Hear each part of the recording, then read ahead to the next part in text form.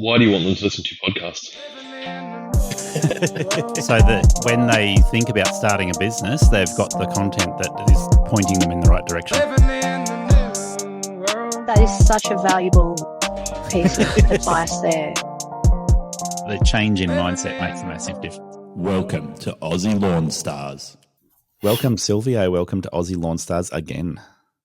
Thank you, Garry. Thank you for having me. No, thank you for hosting me. We've done a bit of a joint effort this time round. We're doing a little bit in my dungeon, and we've visited Stihl head office. So, yeah, it was awesome to have you. It was nice chance to actually meet face to face as opposed to virtually, like we have in the past. Yeah, it's one of the things I've tried to do is actually get out and visit some of the brands in Australia, whether they're distributors or the manufacturers directly. And yeah, it was great to actually see where Stihl operates from at the moment. Now, from what I understand, this is not the first office that you've had in Victoria. This is the latest one. Yeah, that's correct. So Australia's a big place, as everyone knows. We're one of the only sales subsidiaries in the world that has more than one warehouse. So we have Knoxfield, Victoria, which is where you were. Yep. We also have Malaga in WA and Yatala in Queensland. Awesome. But our Victorian office, I guess when we started as a sales subsidiary, we had an office in Bayswater, which is probably a 10-minute drive from where we currently are today. Nice. So even though Knoxfield is our most recent in terms of Victorian warehouses, as soon as we opened it, we were pretty much at capacity straight away. It's one of the joys of being such a large business, but it's also a bit of a pain because the walls aren't made of rubber. So It means you have to invest in better pallet racking and carousels, but we make it work. Yeah. So the office where you are, it serves multiple purposes. You've got head office for Australia. You've got warehouse. You've got a few rooms set up for training and demonstration work, and we're going to do a walk through some of that area shortly. But so the warehouse is by far the biggest part of that. For sure. In terms of square meterage of area that it covers on the property, the warehouse is definitely the bulk of it.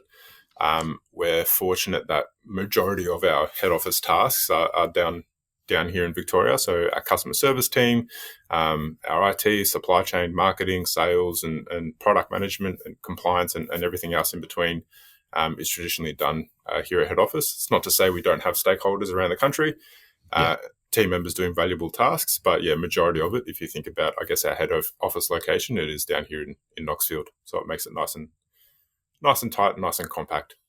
When we met up, high security, but it was a bit of a sneaky one getting in there on a Sunday morning. You're telling me. I'm the one that had to figure out the alarm. No, we are. As you know, when someone in the trade and someone who takes good respect of their tools, our tools are a wanted commodity with people with sticky fingers. So yes, we do take security quite seriously. As you should. Thank you for abiding by our various policies and procedures. It's one of those things of we're proud of the place where we work. We, as you came in, you would have seen all our lawns are quite meticulous. We're very, strict about the policies and processes we have at head office, but that's just simply comes from a place of pride in where we work as opposed to strictness and rigor. Yeah, and we could see that around the gardens outside. The upkeep of those gardens is important, obviously, but they do look good. A couple of Stihl products getting used out there to maintain the lawns even. Could you imagine it would be a little bit awkward if a different coloured product was maintaining our lawns. But no, we're very fortunate that we have a great gardening crew, gentleman called Mikey, and he makes sure that everything is looking prim and proper. But all of our lawns are maintained by various generations of robotic mowers as well. So we try and keep our carbon footprint as low as possible. Well, see, that's the thing. Stihl hasn't always done lawnmowers. So at some stage there would have been another brand of lawnmower operating wherever, whether it's there or not. I'm guessing robots have been in operation since you've been in this head office, though. That's a really good point. I think we introduced our first robotic mower. It would have been a sample from Europe, and we would have had to splice up the electric cable and make it work in our plugs. Yeah. But I think we got that sample roughly about 2005, 2006, thereabouts. So, 15, 20 years ago. And it's still running. It's the first one you see when you walk or when you drive into the office, a little old 6 Series. Yep. And then each lawn has a different model. And I guess the benefit of doing that is, one, we get to test the longevity. Like I said, we've been using the same one for 15 odd years. But at the same token as well, is that it allows us to fault and diagnose and understand how different models perform in different areas, whether they're shaded, large, have flag poles, have hedges, have whatever. Yes. So it's an interesting sort of concept. I mean, the primary purpose is to keep our lawns nice and tidy, but the secondary purpose is also getting an understanding. So when we train dealers about IMOs, we can also then use that as a case study, as an example in person. Yeah. Now, we could get a little bit distracted talking just about robotic mowers, but I do like it. And I've actually had the opportunity to do some work on a Stihl IMO, and they are a bulletproof mower. The one I worked on needed a wire repair and then just resetting it so that it was mowing the right areas. And it was very simple, easy, straightforward to work out how to set that up. Awesome to hear. Thank you, Gary. Yeah. And that's one of the older series. Yeah, I've actually got 2. I've got one currently running around my mum's property. Yeah. And then we've got one running around our back property. What we didn't realize in our backyard is I think the previous owner was some sort of machinist or woodworker or something, because every now and then we find a concrete slab in the lawn, and we have various names from our robotic mower. But essentially he gets stuck every now and then because all of a sudden there's a big concrete slab that's risen out of the earth. So this is an interesting topic. It's fine to have a sidebar. I've noticed this with the robotic mowers that I've managed myself. Because you're not using a walk mower or a ride-on mower, things tend to move and the robot finds them. And I've seen quite a few times I've had to do repairs on wires or modify the lawn, dig some roots out because they just keep on lifting and changing, and the robot cuts nice and close to the ground. That's where they really shine, is doing a nice shortcut and making it look like a golf course. Correct.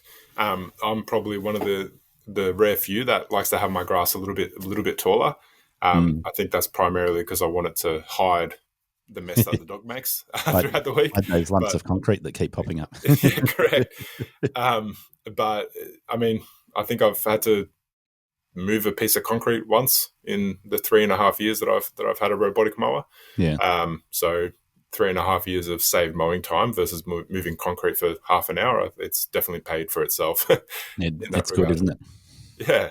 When we walk through the entry to head office there, we see those IMOs, the newest iteration, and I think you've got a few IMOs on display there.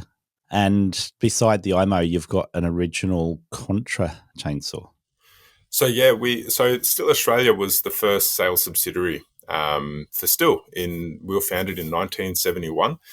So we recently celebrated our 50 years, which is an awesome milestone for any business. But the way that the foyer is set up is to sort of show a snapshot of where we started to where we are today. So the model to the left is our original 2-person chainsaw.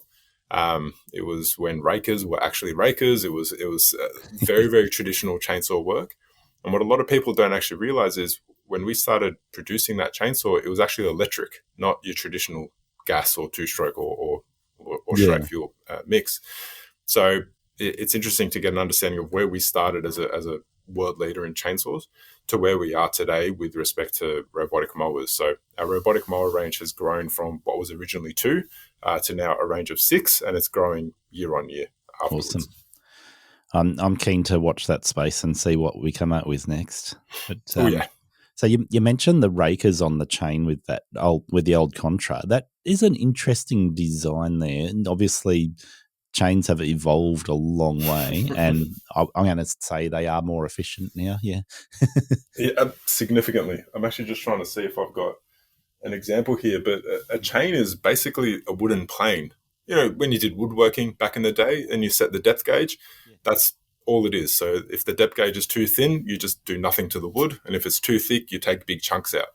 So back in the day of old school chains, it was just trying to scratch away at the wood as much as possible. Yes. Whereas where it is now, it's all about degrees and stiffness and tooth profile and everything else in between. So I still wouldn't want to put my fingers in the old razors. However, they're not quite the same as the current chains. And I'm looking behind you there at the moment. Still put out a chain sharpener product you've got on the wall there, which is unique. And I haven't seen anyone else do anything comparable. It's actually designed to sharpen both the the main tooth, as well as take a little bit off the rake behind it, so it keeps the right depth gauge, which is what you were mentioning before. So it's designed to do the two jobs at once. It's made really easy. I use that tool on a regular basis. I was going to say daily basis, but I don't use it on a daily basis. When I use my chainsaw, I use that tool. I've got two of them, two different sizes, and I think there's 3 sizes in total you can buy. Absolutely. So we do them for basically every tooth size that there is in the market. So all the way from quarter pitch up to the biggest 404 pitch. And the great thing about it is exactly what you said. The great thing about Australian chainsaw users is everyone has their opinion on how to sharpen a chain. Be it right or wrong. I'll tell you mine. Yeah, exactly. Everyone has one, which is fine. The great thing about this tool is it takes all the guesswork out. So you would have been a part of various forums back in the day, and if you type in YouTube how to sharpen a chain, you'll see 73,000 different videos. Yep.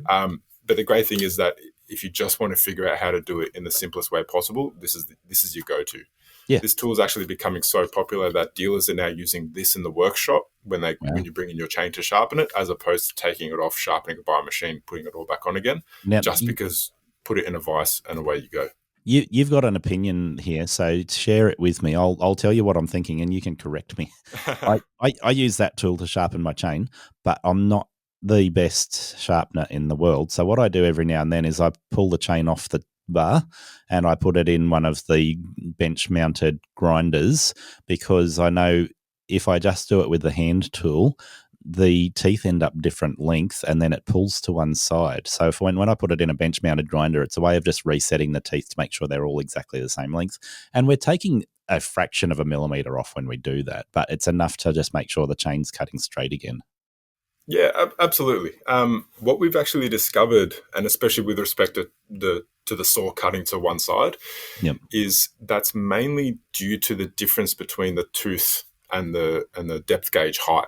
So if they're different on either side, so for example, if you're doing 2 pushes on one side and 3 on the other, that's sort of what sets that difference, and that's what primarily leads to that angling.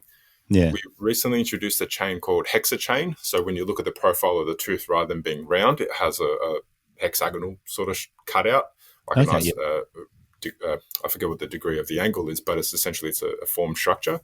Yeah. The great thing about that is the tooth fits perfectly. It's a square in a square peg. It doesn't rotate, it doesn't move. It just sits perfectly. Nice. So even a nupty like myself can just do it blind and sharpen it and get that angle. Yep. But the great thing about that is that it cuts quicker than a lot of our traditional chain. Not that our chain cuts slow by any stretch, as you know. Yeah. But again, it's all about just making it as convenient as possible. Anyone can make a chain, anyone can make a sharpener, but I think the still difference is about providing the solution, whether it's line trimming, mowing, chainsaw use, whatever the case is. You're more comfortable, you're safer, it's easier to maintain. And I guess that's where we sort of shine. I think that's one of the things that we noticed walking through head office there. The Stihl chainsaw has a Stihl branded bar and a Stihl branded chain, and everything is made in-house. Correct. We're one of the only brands that does everything from start to finish.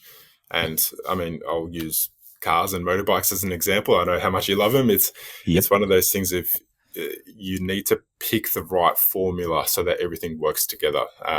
If you design an awesome powerhouse, the engine will produce an immense amount of power and the clutch will drive anything for as long as you want, but the chain can't live up to it. All you're doing is spinning your tires, to use the car term. Yeah. Whereas if you design everything in synchronicity, you can make sure that every single component meets the requirement of the maximum performing part. So that's the way that we're comfortable and confident in saying that we will produce the best tool that we possibly can with the sum of all parts so that you can get the best experience possible. And if anyone doesn't understand that car analogy, just ask my wife what it's like to drive my old 80 series Land Cruiser with a aftermarket heavy duty clutch in it. It doesn't match up with the rest of the car. Yeah, was that before synchros or? 80 series Land Cruisers, the synchros work for the first 10,000 kilometers, and that's it. Excellent. Excellent. But yeah, the heavy duty clutch, like it literally will give you hip displacement. It's like sitting on a thick wallet. It's painful. Yeah. Anyway. So Silvio, the range of products you've got in the entryway at head office here is giving people a good idea of what Stihl has done historically and where we're up to now. So range from the old Contra chainsaw through to the early petrol-powered saw. And yeah, so sorry, Kate, off go. You're 100% right. I guess when you're looking at the traditional two-person chainsaw, and then where we are with IMOs, it's a great example to show where we started to where we are today, from two people doing one job to now being autonomous. But to the exact point where you were mentioning, when you look at our chainsaw development, Andreas Stihl, our founder, is known as the godfather of chainsaws, because the Contra is your traditional. When you think of a chainsaw, and even if you put in ChatGPT, what does a chainsaw look like? It spits out a Stihl.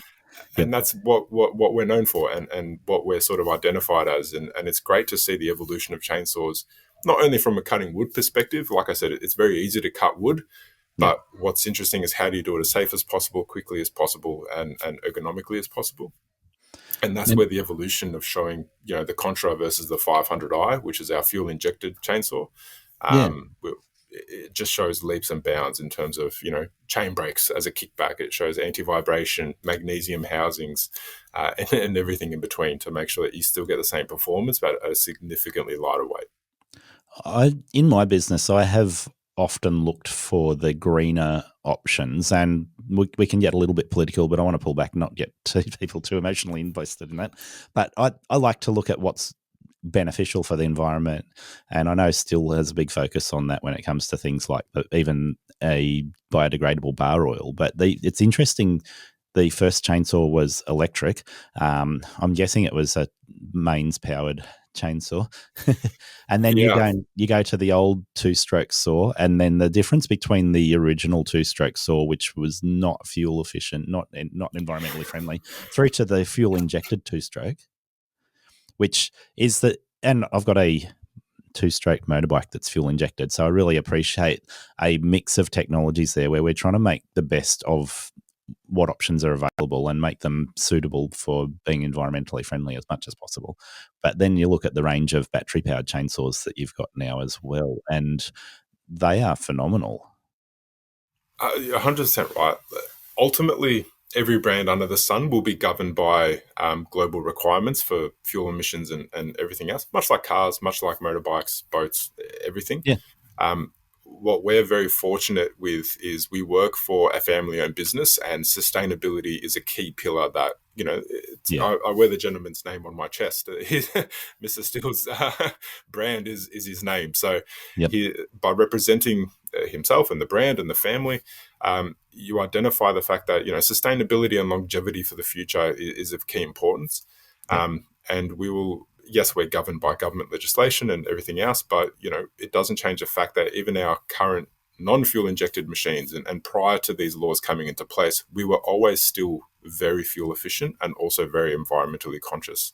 Our two-stroke oils, we can get fully synthetic biodegradable oils. We have pre-mixed fuel as an alkalyte, so therefore it's less carbon dioxide emissions. It's a little things that we do to try and better the world we live in. Yes, we make chainsaws, and the first thing people think of is you cutting down a tree. It's a bit ironic, but the goal of everything that we do, whether it's a line trimmer, head trimmer, axe, whatever, is actually to bring people closer to nature. It's an overarching statement that we've sort of lived by since 1926. Not that I'm 100 years old, but it's something that sort of guided the business, and it's something that everyone lives through as an overarching value statement. Well, I find it's easy talking to friends of mine, and I've talked to you enough. I'll consider you a friend too. But talking to my friends and even my son, who 22-year-old now, he's the most opinionated person I know. We all were at 22, weren't we?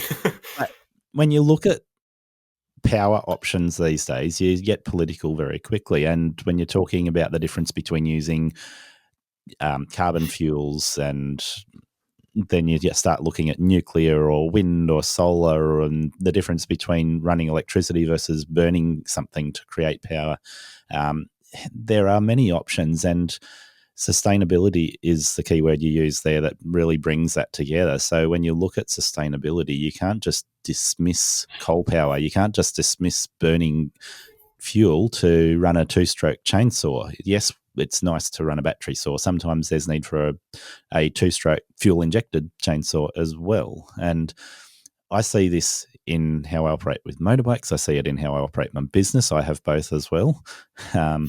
And I have discussions with friends who are in government decision-making offices when it comes to sustainability as well. And there's always going to be discussion around this. And I guess what we've noticed with Stihl is that you're at the forefront, the first one to bring out a fuel-injected chainsaw. Somebody else pipped you at bringing out a four-stroke chainsaw, but I'm not sure that's actually right. They can have it.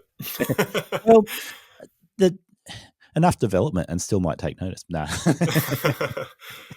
Yeah, anyway. Look, I know exactly what you're talking about. The four-stroke brand, it works. It does the job. It doesn't sort of fit into our ethos of product. But again, if someone wants a four-stroke chainsaw, we're happy to point them in the right direction. I don't get it either. And I think when you look at the difference between a two-stroke whippersnipper and a four-stroke whippersnipper, I know Stihl has both technically. When you're talking four mix versus the two-stroke options, technical details, we don't like to get people too mixed up here and they start putting four-stroke fuel in those machines. Everything's two-stroke. When in doubt, just 50 to 1 two-stroke, you'll be happy. Yeah, exactly. But the difference in power delivery between a four-stroke and a two-stroke makes a massive difference, and depending on the type of work you're doing. So if I'm running a whippersnipper where I want to be running crisp edges, I want it running full throttle and I want it to cut perfectly. When I'm doing overgrown work, I find the four-mix whippersnipper is the torque at lower RPM, and it is a powerhouse when you're running through really thick overgrown stuff. It doesn't falter. So there's benefits in multiple different technologies, isn't there?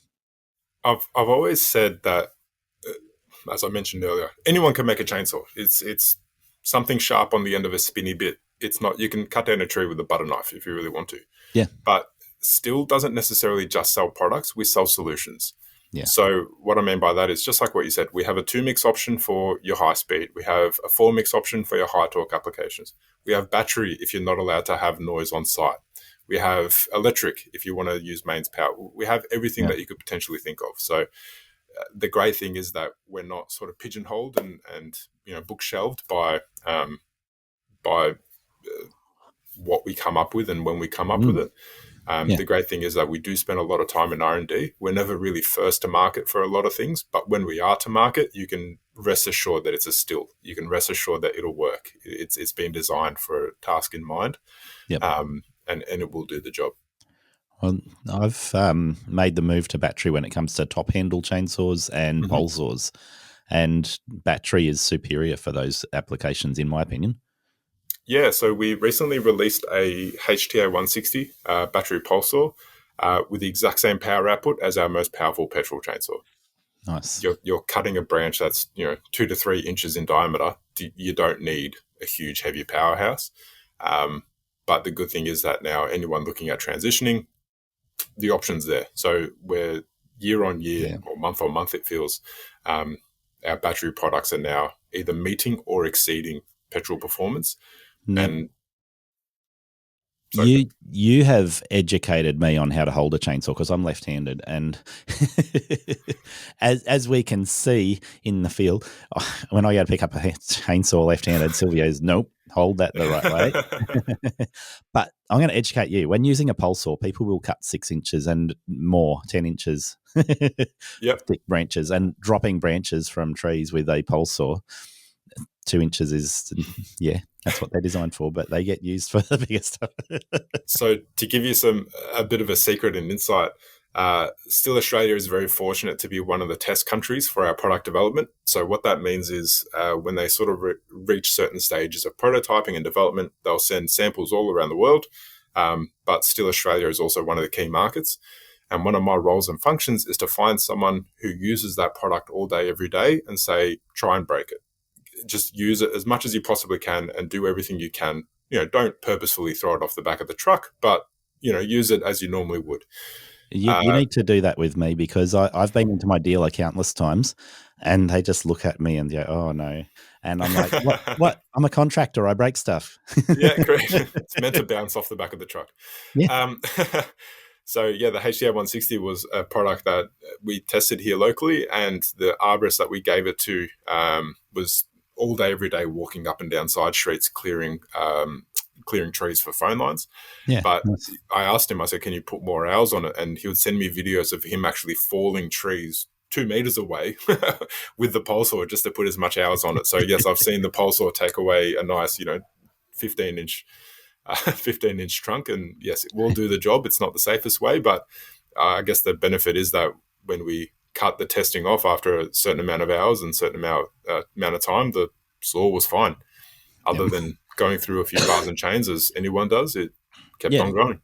And I guess that's the thing for a lot of my listeners. Using a chainsaw is a second application. Most of the time they're pushing lawnmower or doing some other form of gardening. So lawn mowing and hedge trimming and gardening jobs are their primary focus. Chainsaws come into it because pruning. Of course. So a lot of the time they will lean towards getting a top handle saw, and they'll call it a one-handed saw. Yeah, so no brand in the world sells a one-handed saw. I can speak on behalf of the industry there. Yep.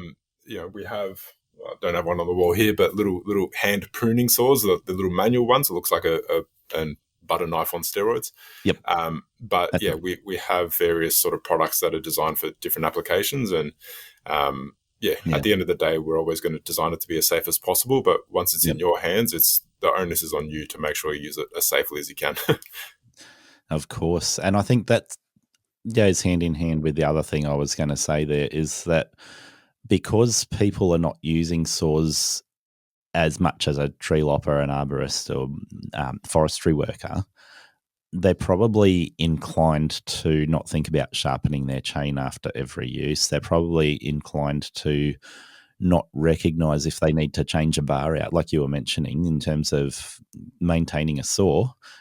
Buying new chains and new bars and keeping them in good operating condition is critical. I've made mistakes of waiting until the bar is blocked up and then try and clean it out with an air compressor and oil it and make sure it's spinning freely before putting it back together, make sure the oiler is working. Some of these lessons, when you're not trained in forestry or arborist work, then you learn the hard way. I can guarantee you, if you took an arborist out of a tree and put him on a line trimmer and mower, the edges will be like this, and the hedges will be killed. Yeah, it's all tricks of the trade, right? I like to say I'm a jack of all trades, master of none.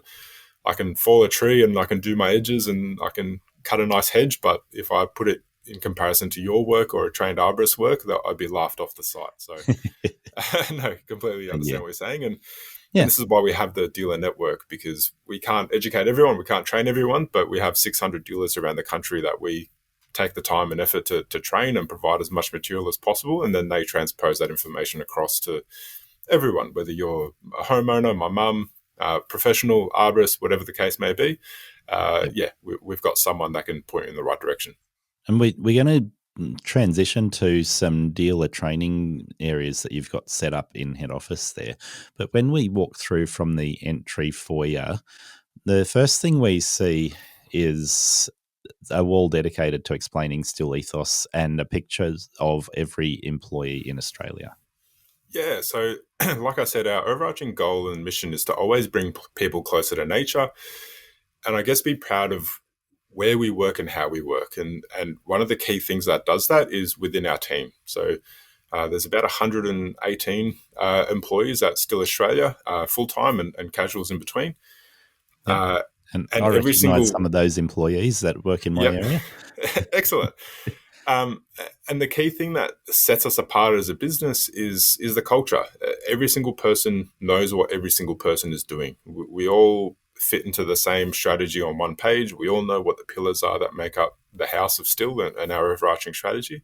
Yep. And that's a testament to our executive team on being able to have that top-down approach, Yep. so that not only are they filtering it from the bottom, but we're filter it from the top, but we're feeding it from the bottom to make sure that the middle actually makes sense. Yeah. You'll hear about organizations where it's all top down and no one gets an opinion. The great thing about Stihl Australia and Stihl globally is everyone has that ability to feed information up whilst also receiving it on top as well. So we can always make sure we're working together.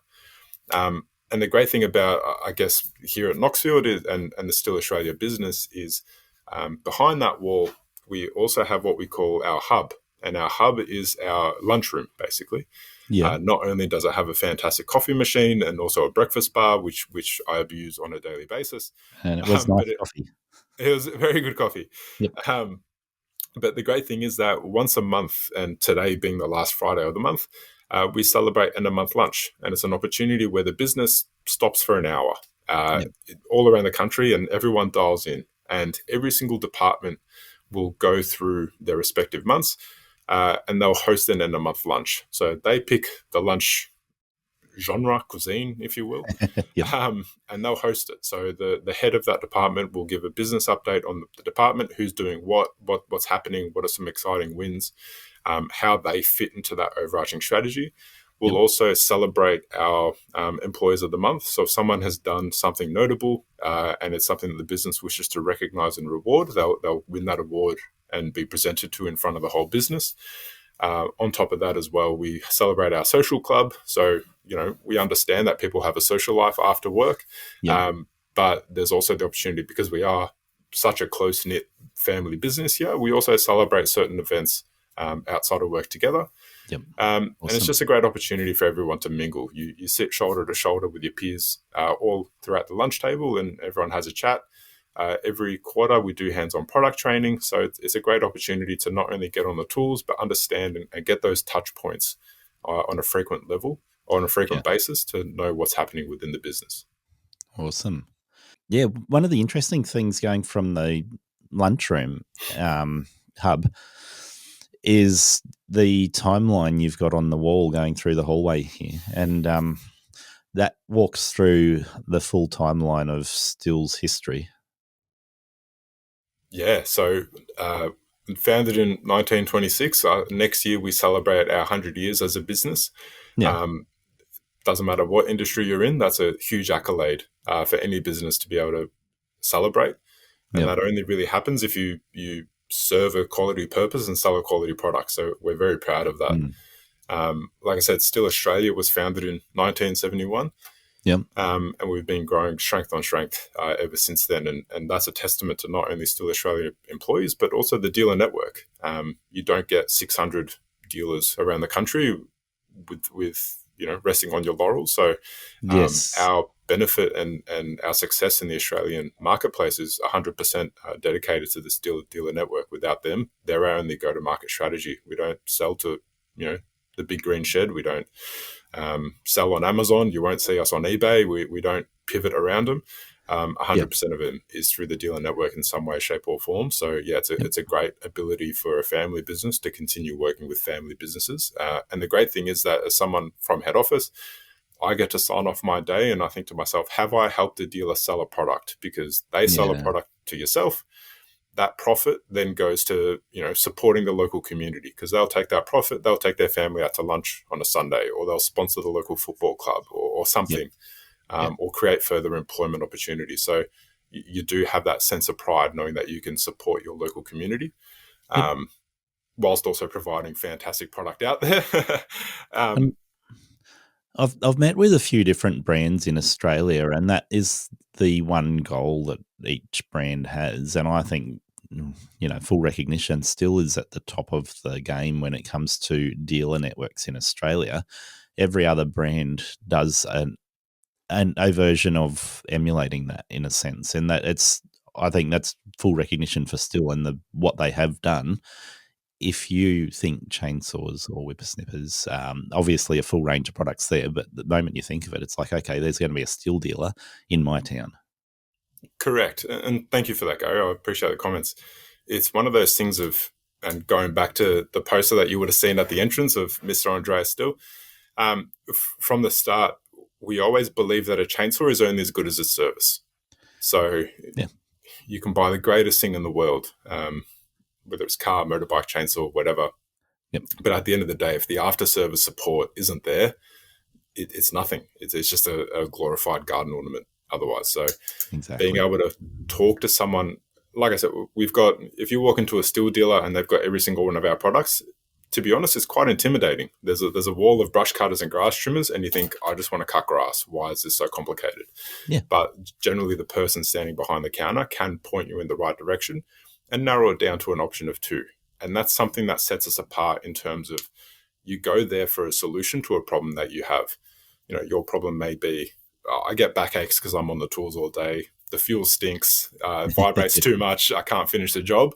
Yep. The Stihl dealer can generally point in the right direction of saying this is the perfect solution to your problem, rather than you wasting a plethora of time and money picking and choosing random products and just hoping for the best, which is unfortunately what a lot of Australians have to go through. Yep. But at least they know that there is generally a Stihl dealer within an hour of their house, no matter whether they're regional or metro based.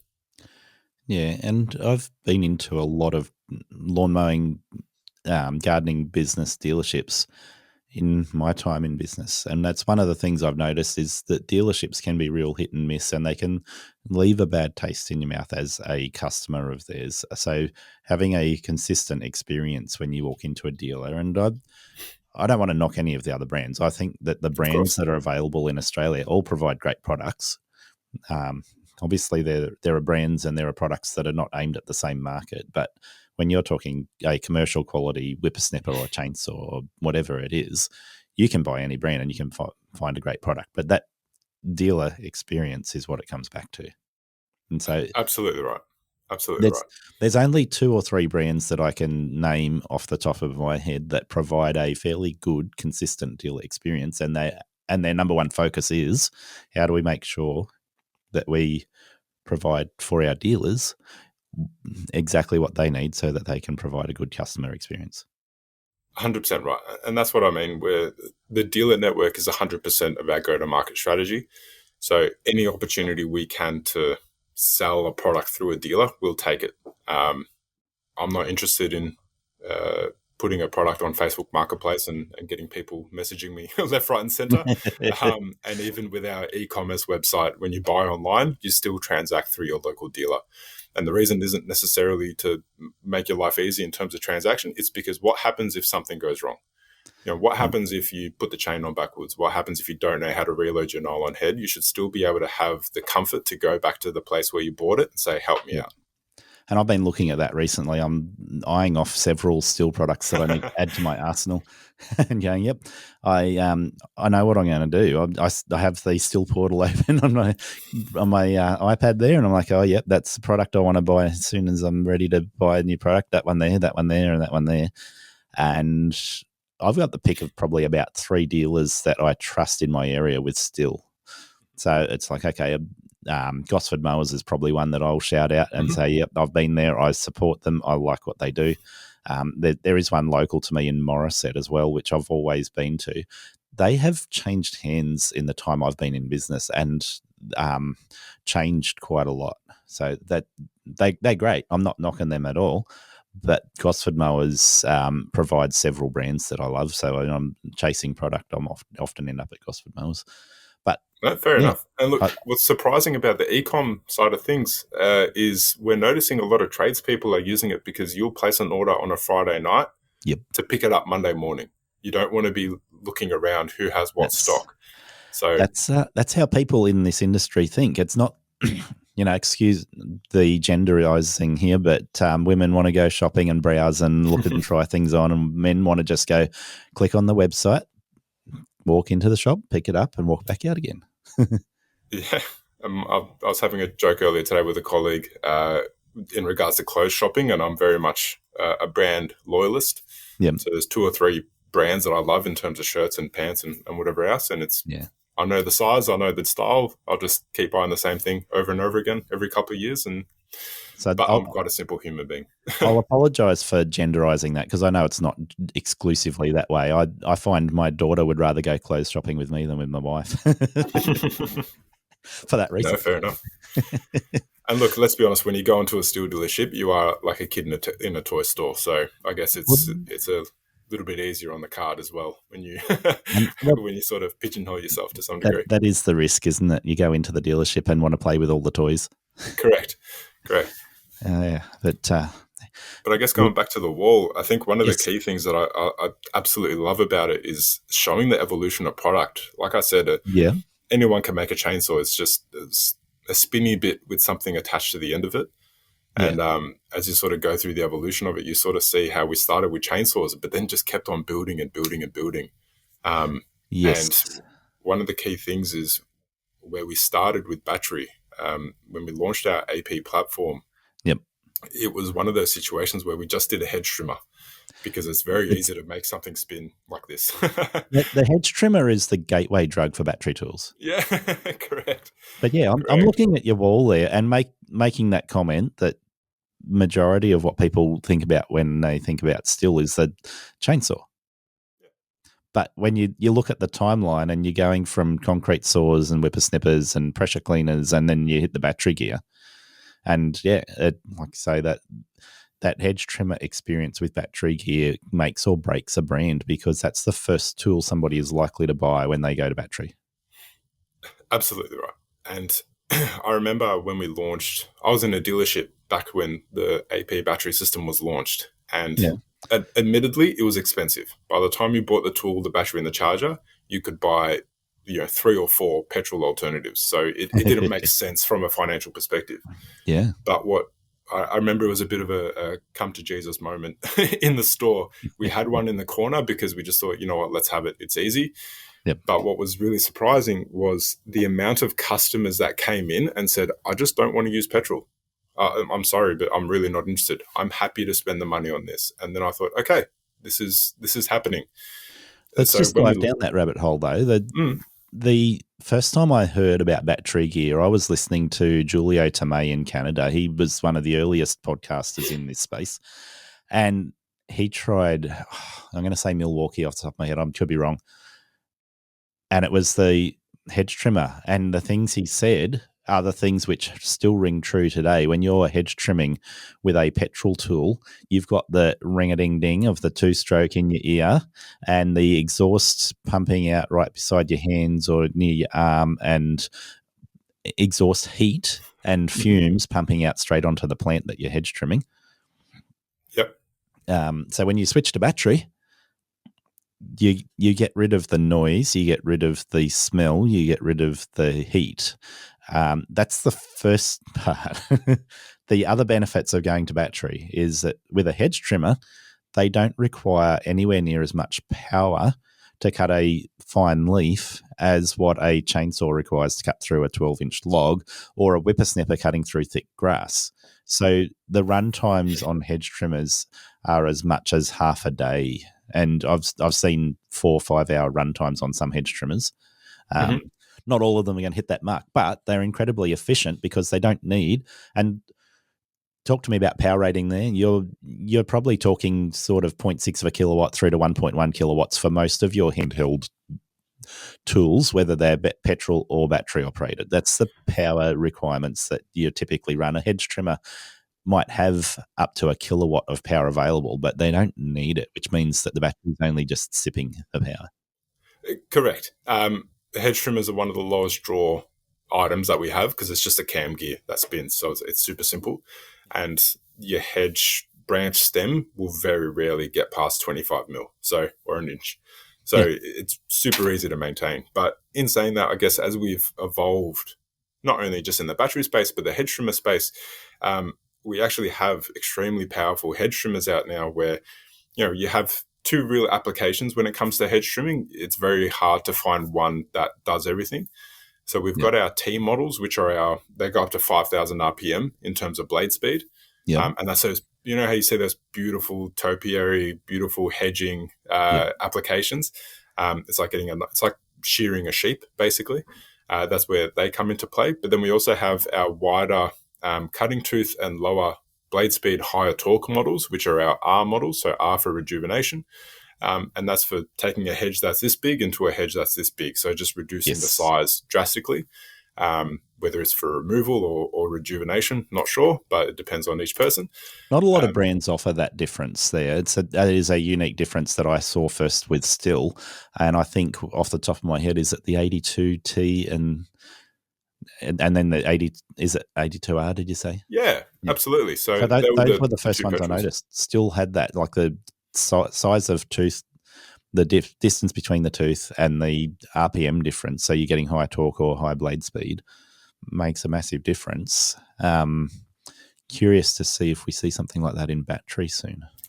Absolutely. One of the great things about being a brand such as Stihl, we're an innovation pipeline. So there's no such thing as that'll do or it's enough or that's the end of that. I'll give you a bit of a secret. Where in spring we're launching 2 battery hedge trimmers under the AP platform. So I remember last time we referred to it as the umbilical cord. This time it's a direct plug-in of our AP battery, and it has the exact same power as our petrol models. So the benchmark was our petrol, and we said this is the absolute minimum that we have to meet. So uses the same bar attachment, same gearbox style. The speeds and the torque ratings are the exact same. The power output's the exact same. So if you were blindfolded and couldn't feel vibration, you wouldn't be able to tell which one you were using because they perform the exact same. So now our battery technology is meeting and exceeding our petrol technology, which was already fantastic to begin with. That is awesome. I want that. We're touching on safety a lot because Stihl is one of the brands which really does focus very heavily on product safety and user awareness of how to use it to be safe. With hedge trimmers, I have often told people you're using the wrong tool if they're trying to do a hedge reduction with a hedge trimmer, but you've got one that does it. And to compare other products that you might use, people will go to a Reciproc's or a powered secateur, and you've got a powered secateur that'll do 25 millimeter cuts, right? So you're saying the hedge reduction tool, is that the R model? The R model, and I believe it's 28 mil as a cutting width. So that's as big as the powered secateur, bigger than the powered secateur in terms of what it can cut in one cut. Absolutely. And the great thing is now with the battery machines, we have reverse technology, or anti-jam technology. So if it's going one direction and it just jams because there's 15 branches in the blade at one time, it will actually reverse the blade so that it cuts it from the other end. So that way you sort of saw your way through like a scissor, to get you through anything that gets in your way. I have wondered that because with another brand that I use, you've got a whippersnipper with a reversible head, and to see what looks like a reverse button on a hedge trimmer, you're like, hang on a minute. Oh, well, the good thing is it does it automatically. So if it gets jammed, as soon as you just press the trigger. Let the machine do the work. You just press the trigger. Yep, that's awesome. Yeah, self-cleaning, getting unstuck.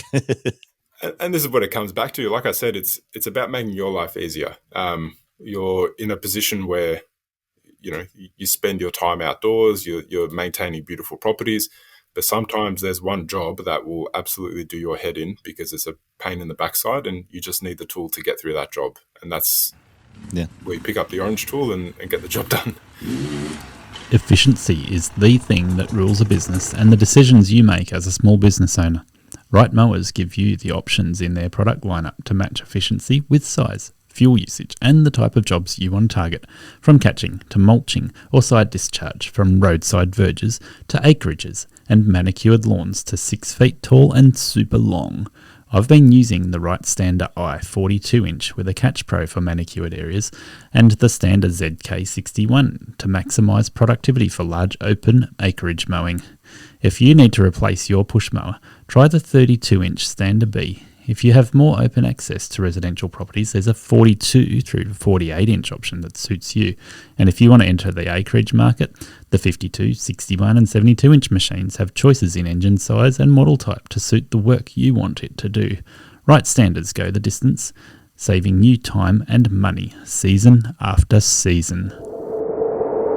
With hedge trimmers, this is one of the things that people starting out and learning how to do these jobs, a lot of my listeners will get an entry point where they start with lawn mowing and then they start doing some gardening and hedge trimming.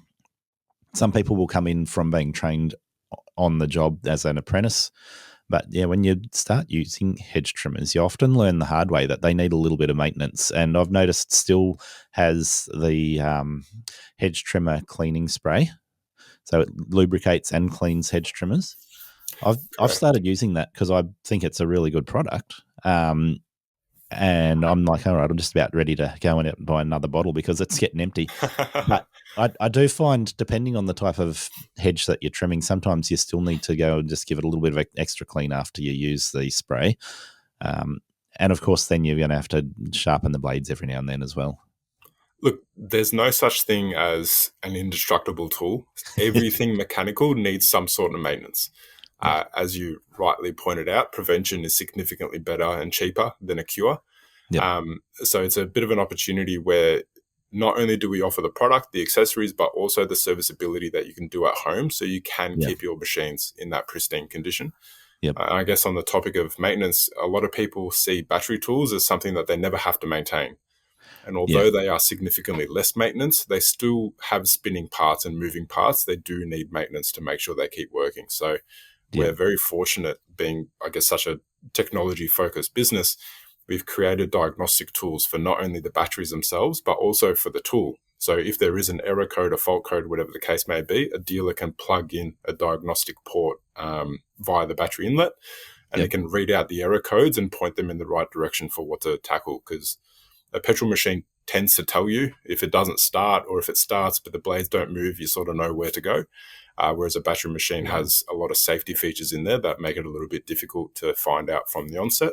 But thankfully, we have the diagnostic software to be able to point in the right direction. So more and more tools are coming out with electronic management. I know a chainsaw I've got, it's not the fuel injected one, but it has an electronic carburetor type setup. I don't know how to explain it properly. Which fuel injected chainsaw or something that has electronic management, you start to be able to do diagnostics.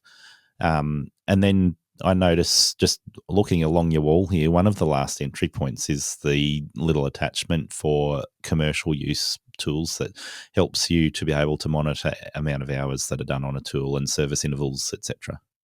For sure. So that's called our connector, or a Stihl connected platform. Yeah. And it's basically, think of it like a stopwatch. So it's a little Bluetooth dongle that you can stick onto a machine, and whenever it recognizes an electric flux, so when a motor spins, whether it's petrol or electric, it sends out an electric flux, and that starts the stopwatch. And when that flux stops, the stopwatch stops. Now, what that stopwatch does is it communicates directly to the Stihl Connected app, and it tells you how many hours you've done on that particular machine. And you being a commercial contractor, it's very easy to blur the lines between 1 hour, 4 hours, 4 hours, 10 hours, 10, 20. Yep. And you miss a service or you miss a plug. And the worst thing that could ever happen to you in a commercial sense is you go out on a job site and the machine won't work for whatever reason, or something needs changing. It's interesting for somebody who works on their own, but it's necessary for somebody who's got employees. Because your employee doesn't do the servicing necessarily. Most people they'll do the servicing while they're getting set up with 1 or 2 employees. But until you got 10 plus employees, you don't think about having a service manager. So but the other thing is, be your service manager. Absolutely, and there is such a thing as over servicing. How much time and money do you potentially spend and waste replacing air filters that don't need replacing, or replacing components that are perfectly fine? So the connector actually is recognized by a machine, and it will give you the service reminders and intervals for that particular machine. So for your chainsaw, for argument's sake, every 50 hours, it'll tell you to check specific components so that you're always keeping the machine in the best condition possible. The other good thing about that we've had is, like I said, our tools are tested in Australia before we release them, because we're never going to release something not suitable for the market. Talking about the hedge trimmers that I spoke about earlier, The gentleman testing them, I think, put on 70 hours in an extraordinarily short period of time. But his units were all connected. And I guess the benefit is that during that test period, we're able to see exactly how many hours of work he put on it. And we did a simple calculation to find out how much money did you save on two-stroke and everything else. And I guess when we extrapolated it across his fleet of test battery tools versus his petrol tools, he saved about $9,000 a year.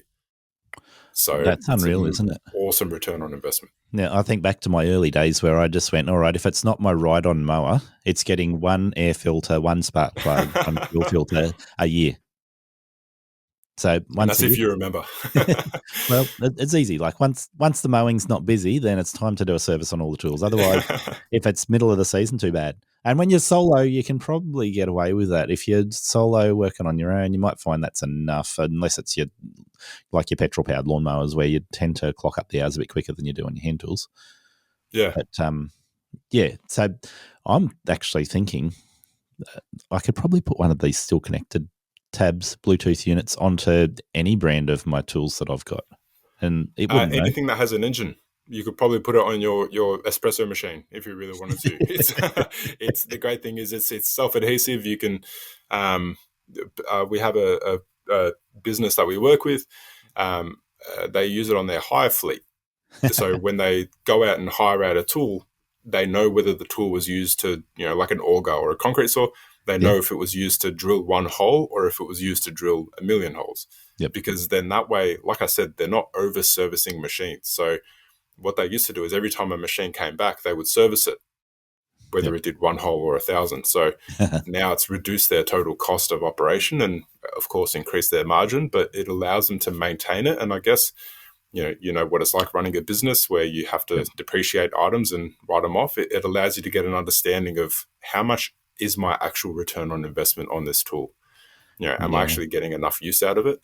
And it just gives you data so you can actually interpret it properly and make the right database decisions. I like this because I've bought off Alibaba or eBay a little timer that wraps around a spark plug coil to do exactly the same thing. And it's like, okay, these make it universal. One app that I can go into, check on all of my tools, make it easy to watch. We've reached the end of your timeline wall here with this and some robotic mowers that were released more recently. It'd be interesting to see what you add to that wall next time I come and visit you. There's definitely a reason why there's a big blank space after it, where I know we're celebrating 100 years next year, but I'm not sure how long we'll be in this building for more. Like I said, we're pretty much at capacity already. Yep. And the warehouse walls aren't made of rubber. But nevertheless, it's there's definitely a lot more space for opportunity to grow. Yeah, well, I think 2023 I'm looking at on the wall there. So there's 2 years at the moment, but let me know when there's something interesting there. We'll line up another visit. Absolutely. Sounds great. Yeah. Hey, Silvio, I love what you've done with the Stihl shop experience in the head office here. I was going to call it the warehouse, but we're not in the warehouse. We're in the Stihl shop. So that it looks great. And like I said, I've been to 2 or 3 local Stihl dealers that I've got that I can go to at a drop in hat and just go, all right, I need to grab some more lube or I need to buy a new tool. Easy to visit. When I'm looking at your Stihl shop setup here, it feels very similar.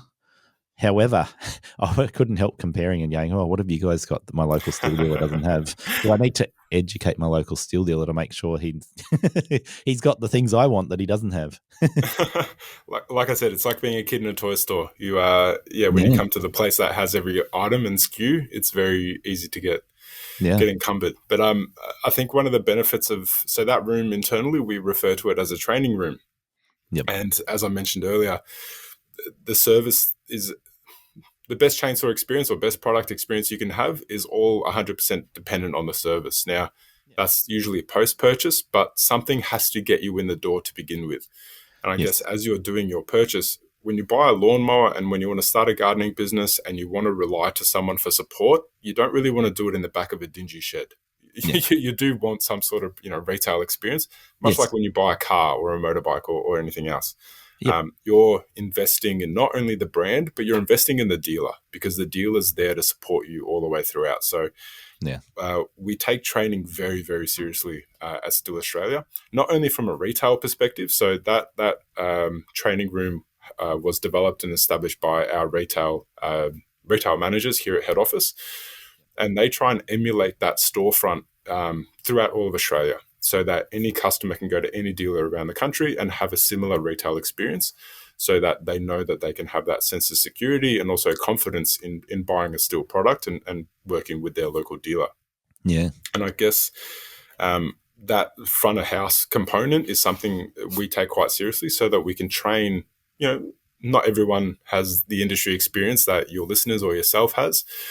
So we need to generally educate them to some degree. So when someone's starting their journey with outdoor power equipment, we take that as an opportunity by teaming up with our training team around the country, so they can educate them in regards to not only Stihl product, but industry experience as well. So I think that between the 3 trainers that we have, so Queensland, New South Wales, and Victoria, who look after the majority of the country, there's almost a bit over, I want to say about 100 years worth of experience just out of those 3 alone within the outdoor power equipment industry. Nice. So the wealth of knowledge is definitely there. Yep. And I guess the other thing is that we show people this is the benchmark, and not necessarily just from a retail presence, but you need to be able to help educate a customer. It's not just buying a Stihl isn't just a transaction where you're clipping a ticket on selling a head trimmer or a line trimmer or whatever. Yeah. What are they doing with it? Do they need a specific nylon line? Do they need a specific cutting head? Do they need are they choosing the right product? How do you educate them so that they get the best experience possible with the right tool, rather than trying to cut down a tree with a butter knife and potentially choosing the wrong product for the wrong job? And I've noticed this 15 years I've been in business, and even in the early days of being in business, I would get approached by people when I'm out there mowing somebody's lawn. Oh, what do you recommend? And people would come up to me all the time. What do you recommend for this or that? And I go into a dealership now looking at it from that perspective of going, I actually have that industry experience that enables me to think about these things. Yet talking to you, I'm still blown away by how many things I can find out about different products that I'm like, I had no idea. And so, even though I've got a huge amount of industry experience, I go in there and I go, I can still learn something from a good dealer. I can still learn something from talking to Silvio. And one of those things, the unique different products that you've got, looking around the shop experience that you've got there, opens my eyes to compare that between that and the local dealers I've got. The lineup of products available compared to what they keep in stock is not always going to be the same. So your experience here has a pretty close to a complete lineup available. Yeah, I mean, especially with respect to our battery products. So our battery products are growing in popularity, one of the highest growth rates in the world, which we're really proud of. Yep. Again, that's a testament to the sales team. It's a testament to the dealer network, but it's because there's a demand from the customers. At the end of the day, my only job is to give you what you want. So if you want battery, I've got battery. If you want petrol, we'll give you petrol. But yeah, that shop front is more designed to showcase that we want to make sure that the retail experience is as comfortable as possible. So you mentioned your wife earlier. Yep. She should feel just as comfortable walking into the store as you with 15 years plus of experience. You should both have a same retail experience, and it shouldn't be an intimidating process. Yeah. But at the same token as well, you as a professional, you need to walk into somewhere and have confidence that you're going into the right spot. Yep. I don't know about yourself, but if you've ever gone to a hardware store and it's that traditional meme of, oh, I know better than you, don't even bother. You don't want to have that experience when you're buying a Stihl product. You want to make sure that you do go out smarter than when you walked in. And that's what we try and do with our training team. So like I said, we've got awesome trainers around the country who do a fantastic job at, providing those little snippets of knowledge so that the information can be transposed to end users, so that, you're working safer, you're working more efficiently, you're getting the best value that you can out of your investment, and of course growing your business at the same time. And to be really fair, I've learnt some of the tricks of the trade from my local Stihl dealer, and you probably don't want to know some of them, like removing spark arresters, but shouldn't do it, guys. but for some reason it makes some tools run better. So yeah, it's the spark arrest is always a funny topic. It's generally a spark arrestor will coke up due to a poor oil mix. The trick is, I mean, there's two ways to go about it: is change the oil mix and make sure that you're cleaning and burning everything off. Yep. If that's something that is prohibitive to whatever it is that you do, we sell spark arresters. So if it's a blower, all you need is a 15 mil socket, and you can just swap it out and go from there. And if you have a cigarette lighter, you can just burn the rest of the oil off. So I guess it's something that you just add to your maintenance schedule. That's what I've done once or twice, is just clean it, like burn it so that it comes up clean. Removing it does work. But the other one I noticed from the local steel dealer was the build up around the exhaust caused a problem as well. So being aware of maintaining things that your typical maintenance schedule might ignore, in terms of your exhaust ports getting a bit of carbon build up there, and wondering why it's not running quite as smooth as it did when it was brand new. That was one of the reasons why we introduced MotorMix. So MotorMix is our pre-mixed alkalite fuel. Has that clean burning properties. So you can run it all day, every day, and not have to worry about that oil buildup because it has that clean burning property.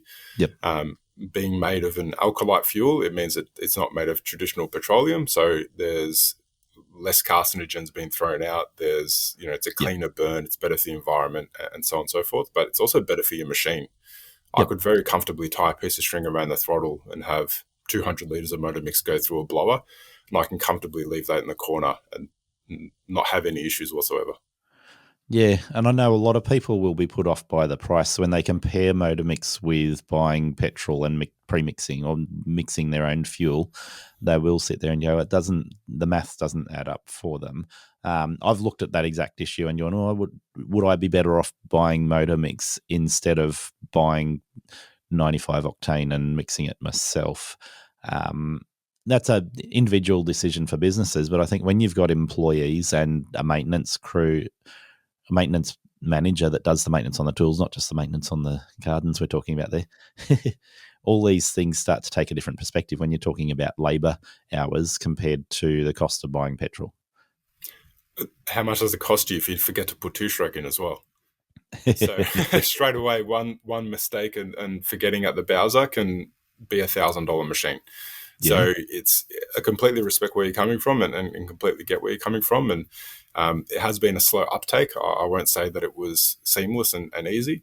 But what we're noticing, especially with a lot of government organisations, is once they start, they never look back. Yes, the initial buy-in is there, but like I said, the amount of machines they don't destroy from not putting in oil or putting in too much oil and exhaust issues and whatever the case may be are quickly overcome. So it's similar to what I mentioned about battery, where people are buying the convenience.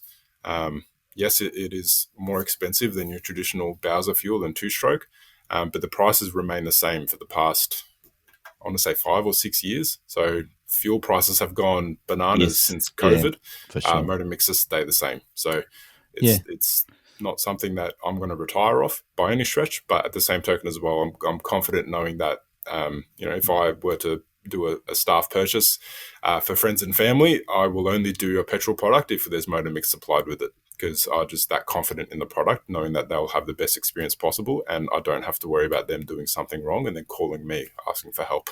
I've only got 3 tools that I use either regularly or semi-regularly that I would actually consider putting this in now. It's the BR600, which I'm actually thinking I need to retire.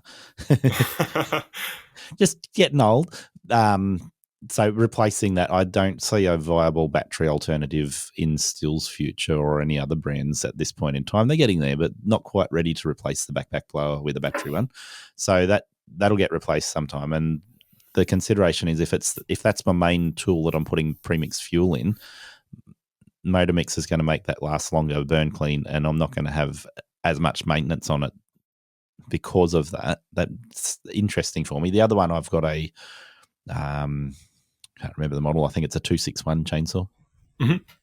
And the 261 with the M-Tronic loves motor mix. Yes, yeah. It so that feeds off it, and that gets used occasionally. So having it sitting there not getting used, and then just having the right fuel that's got preservatives in it, does exactly what it needs to do. It makes sense.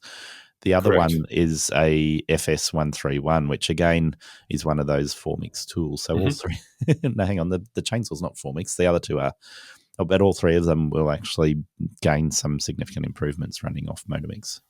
Significantly. And I think the comment about the backpack blower, all I'm at liberty to say is watch this space. 2026 is going to be a hell of a year for product launches and innovation. So for this upcoming spring, Stihl Australia is launching the most amount of product we have ever launched since our inception. Yeah. 2026 is going to be even bigger and better. So I'm not telling you exactly what's coming out. With enough Googling, I'm sure you can figure it out. But there's some very, very exciting products on the horizon. I have been on YouTube having a look at what they're doing in the US. Yeah, there's some interesting stuff there. Maybe I should make that BR600 run for a little bit longer. A little bit of Motomix will go a long way. There you go. You've just about convinced me to buy some Motomix. If I could send you one from the warehouse, I will, mate. But I think Australian Post gets a little bit annoyed if I start putting petrol in their cars. So, well, not petrol, but fuel, combustible fuel in their vehicle. Yeah, I can understand that. I might come down and visit you in August. Sounds great. We'll have a drum. So walking around the shop, there are a few other things that stand out there. There's a bunch of hand tools that come up that are not people don't necessarily associate manually operated hand tools with Stihl. They do come up though, and there's good variety there of good quality hand tools. That's one thing that stands out to me. The other one is when you start getting into niche products, often people will buy a no-name brand whippersnipper cord. We had a discussion last time we were talking about the new Stihl Quiet round. And that I went to my local shop and I was like, oh, have you got this? And they didn't have it in stock. and I was like, okay, well, what can I buy there? And I think that you make it is it a 25-meter spool? I'm not 100% sure. Yeah, so I came prepared this time. Last time I forgot to bring my trusty price book. But yes, essentially the Quiet line, I mean, there's pages and pages on nylon line. So no matter what application you want, we have a solution for you. But the Quiet lines come in 2 mil and 2.4 mil in 14-meter spools. 14 meter, okay. $10 a spool. So it's one of those things where it's perfect to put in a battery grass trimmer because the main thing that makes noise in a grass trimmer is the bit spinning at the bottom. So the way that the line is designed is it has a groove put throughout the nylon itself. So that breaks up the air turbulence and that stops that high-pitched whistling noise. Most brands of whippersnipper cord, and we get into a host of different options there, whether they are tool brands or whether they're unique whippersnipper cord brands, will push you towards a twisted format for getting a quiet line and or long durability. Stihl has had the CF3. That's its long-standing twisted line that has a lot of durability to it. So going from considering all your different options, your twisted lines, your square lines, your round lines, the round line probably is going to have less movement in the air in general. In terms of durability, I think there's other factors that come into that, right? So in terms of what it's made of and whether you store it in water, all those different things. The Quiet round is still a round line, but it has a groove in it. That's pretty much it. It's a simple design that has quite a compounding return from a noise perspective. You're 100% right in regards to CF. I mean, we have square line, we have round line, we have round quiet line, we have X-shaped line, which is in a bright neon green. I've used that a lot. Yeah. I like to call it the unsung hero. When I go to my partner's brother's farm, that would be the go-to line because it just cuts through everything. It does. It's my vegetation killer. Definitely does. But I've often gone for a fairly thin line. So 2.4 has been my go-to for most tools, but then I've gone down to 2 millimeter on some of the battery tools just to get the really tight, lightweight, getting the runtime, getting a nice tight sharp edge. So looking for that sharp edge, the less vibrations we get, the better as well. So when I'm talking X line at 2.4 mil, it's not going to give you less vibrations, but it is going to cut through the thicker vegetation. Correct. And going up in size, obviously, is going to be more durable for cutting through that thick vegetation. So going back the other way, the battery tools is where I'm really focusing at the moment, and that's means looking at the round quiet. But can you please make it in a bigger spool? I know for some people the 14-meter spool is perfect because you can just hand a spool to an employee and you don't worry about excess wastage. I want 150 to 200 meters on a spool. So what's funny is when you buy our battery tools, it comes preloaded with a quiet line, and then of course we have the replacement spools. If I use the book as an example, we have 28,000 part numbers that's available with Stihl. So whether it's a spare part for whatever to a brand new machine, it's part of that 28,000. Unfortunately, like I said, our warehouses don't have rubber walls. So we're in the consideration of making sure that we give the people what they want. At this stage, there's not enough demand for us to stop a production line and then start another one in terms of making a larger spool. But hopefully this channel will serve as a bit of a business case study for us. And if we get more conversions, we can definitely increase the spool size. Well, I'm in favor of a round line if it's going to give me less vibrations and sharper edges. And if it's a quiet line, then with the battery tool, it's going to be more efficient, and that just makes a lot of sense. But then when it comes to a business case for me, I want to buy more than 14 meters at a time. More than fair enough. Look, if you went to your dealer and said, "I want to buy 10 boxes of it," I'm sure they'll work out a deal. We'll come to the party. Awesome, good to know. The other thing that really stands out right beside all of your lines is the amazing availability of different head designs from Stihl. And contractors are going to be they're always black and white. I believe I know the best, right? They're going to either push towards that aluminium head where you're loading in your 4mm line in 300 lengths. Yep. Or they're going to go for something where you can fit as much cord in as possible and probably a speed feed. I'm actually really glad you mentioned the speed feed. I'm going to give your listeners and viewers a little bit of a premature heads up. So we have a product coming out in spring, which is our battery line trimmers, the FSA 70 for the AK customers, and for the commercial users, the FSA 110R. And I've actually got one behind me. Oh, yeah. So this particular unit has what we call rapid click. So this is going to be a bit awkward for your audio listeners, but hopefully it's a chance for them to jump on YouTube and watch the video. But this rapid click uses a button here, and I just press that and the whole head comes off. So traditionally when you reload a nylon head, you sometimes have to take the whole head off and use a tool, or you put it between your legs and it gets a little bit awkward and cumbersome. The benefit of the rapid click system is not only can I take the head off with a press of a button, but it also means that I can change the head to a polycut. And the polycut is our nylon line blades. And what that does is it's really good for creating that mowing profile. So if you can't fit a lawnmower in a tight passageway, but you still want that nice even cut, the polycut really comes to life there. But the other thing is, you were mentioning speed feed. I guess this is the Stihl alternative. I'm going to call it the Stihl feed, even though that's not the name.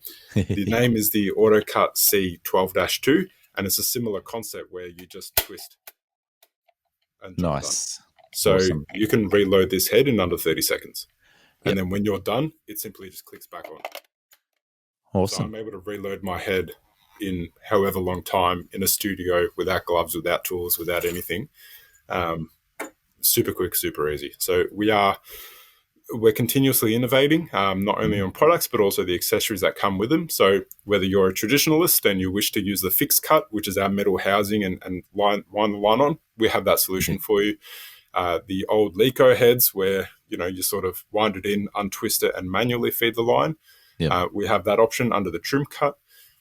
We have our Duro cuts, which is, again, a low profile cutting head where you can put fixed pieces of line in for mowing. Anything and everything, we have a solution for you. Yeah, I'm a bit of a unicorn there. I like the speed feeds, and I like that innovation where you can quickly unclip the head, click it back on once you've loaded it. That will save contractors time. So that's the factor that comes into this, is the speed feed will save time, being able to take the head off and put it back on while you're loading it and cleaning things up, making sure the whip snipper's tidy, all that sort of thing. That'll save us time. So if that's getting rolled out across more and more contractor available tools, that makes a great option for people to save some time. what I've looked at is the difference between a speed feed and a head where I can fit as much cord as possible on in one go. So I often go for a head where it's not a speed feed, but I can fit probably close to your 14-meter spool on one roll. Yep. And that allows me the luxury of going, all right, it actually runs a little bit smoother, less vibrations than your average speed feed. But that's the other factor is, going to a branded speed feed versus a generic one, you're probably going to reduce the vibrations as well. And I've noticed that with several brands that you get more vibrations from generic heads than you do from the rated head that's like made by the same manufacturer as the tool. And it comes back to what we were talking about earlier about chainsaws, where we make everything from one end to the other. So it's all about working in synchronicity and harmony. Because vibration is a key component. I mean, this particular tool was tested here in Australia before release. It was sort of 3D prototyped and printed, but again, we weren't able to break it, which is great. But the key piece of feedback was that you can work comfortably for a long period of time. It really is a situation of not every application is the same. Some people need certain lines, certain cutting heads, certain whatever for their application, and we get that. To say that we have a one fit for all from one product is outlandish, and no manufacturer can ever say that. And that's why we have so many options. Of course. And it comes back to what I was saying earlier, is that's where the Stihl dealer unique selling point is what shines, because they can help educate you and get you the right product so that, one, you're not wasting your time, but two, you're not wasting your money picking and choosing and guessing on what the best solution is for you. You can actually get the right product to do your work. Do you want to take notes for this? The feedback I get from contractors, because I'm in that unique position where I get a lot of contractors talking to me, less vibrations for people that have hand-arm repetitive strain issues. The less vibrations, the better for them. So that one is absolutely critical for a number of contractors. They're out there going, I can't keep on working in this space because of the tennis elbow or the wrist injuries that I'm getting from the repetitive strain, whatever it is. That one's massive. The other one is what we already talked about, that anything that saves time when it comes to loading cord and keeping the whippersnapper running well is really critical. I look at it from the point of view of battery tools. So the better performance I get out of my battery whippersnapper, that's what gets me over the line to use a battery whippersnapper instead of a petrol one, is if I can get good runtime out of it, less vibrations out of it, and I don't have to worry about it as much as the petrol tool, because a lot of people will still argue the petrol whippersnapper is a better tool than the battery one. So I'll highlight this bad boy again. Another one of our innovations and features is that quick release handle. Now, the benefit of that, better than most, is sometimes you need the handle up close to the throttle. Sometimes you need it further away, especially if you're sharing the machine between team members. Yeah, if you're a little bit taller than your team member. I'm tall. Some people aren't. Yeah. But the other thing is it's coded. So you do have that nice vibration component in there. And also, whether you're using gloves or whether you don't, but especially on a hot day or a cold morning, you don't have that situation where your hand becomes formed to the machine, because you do have that separation behind it. So it is quite comfortable to use. So the handle design acts as a bit of a vibration, and because it is adjustable just by flicking the lever out and putting it back together again, it is nice and comfortable to adjust it to suit your needs.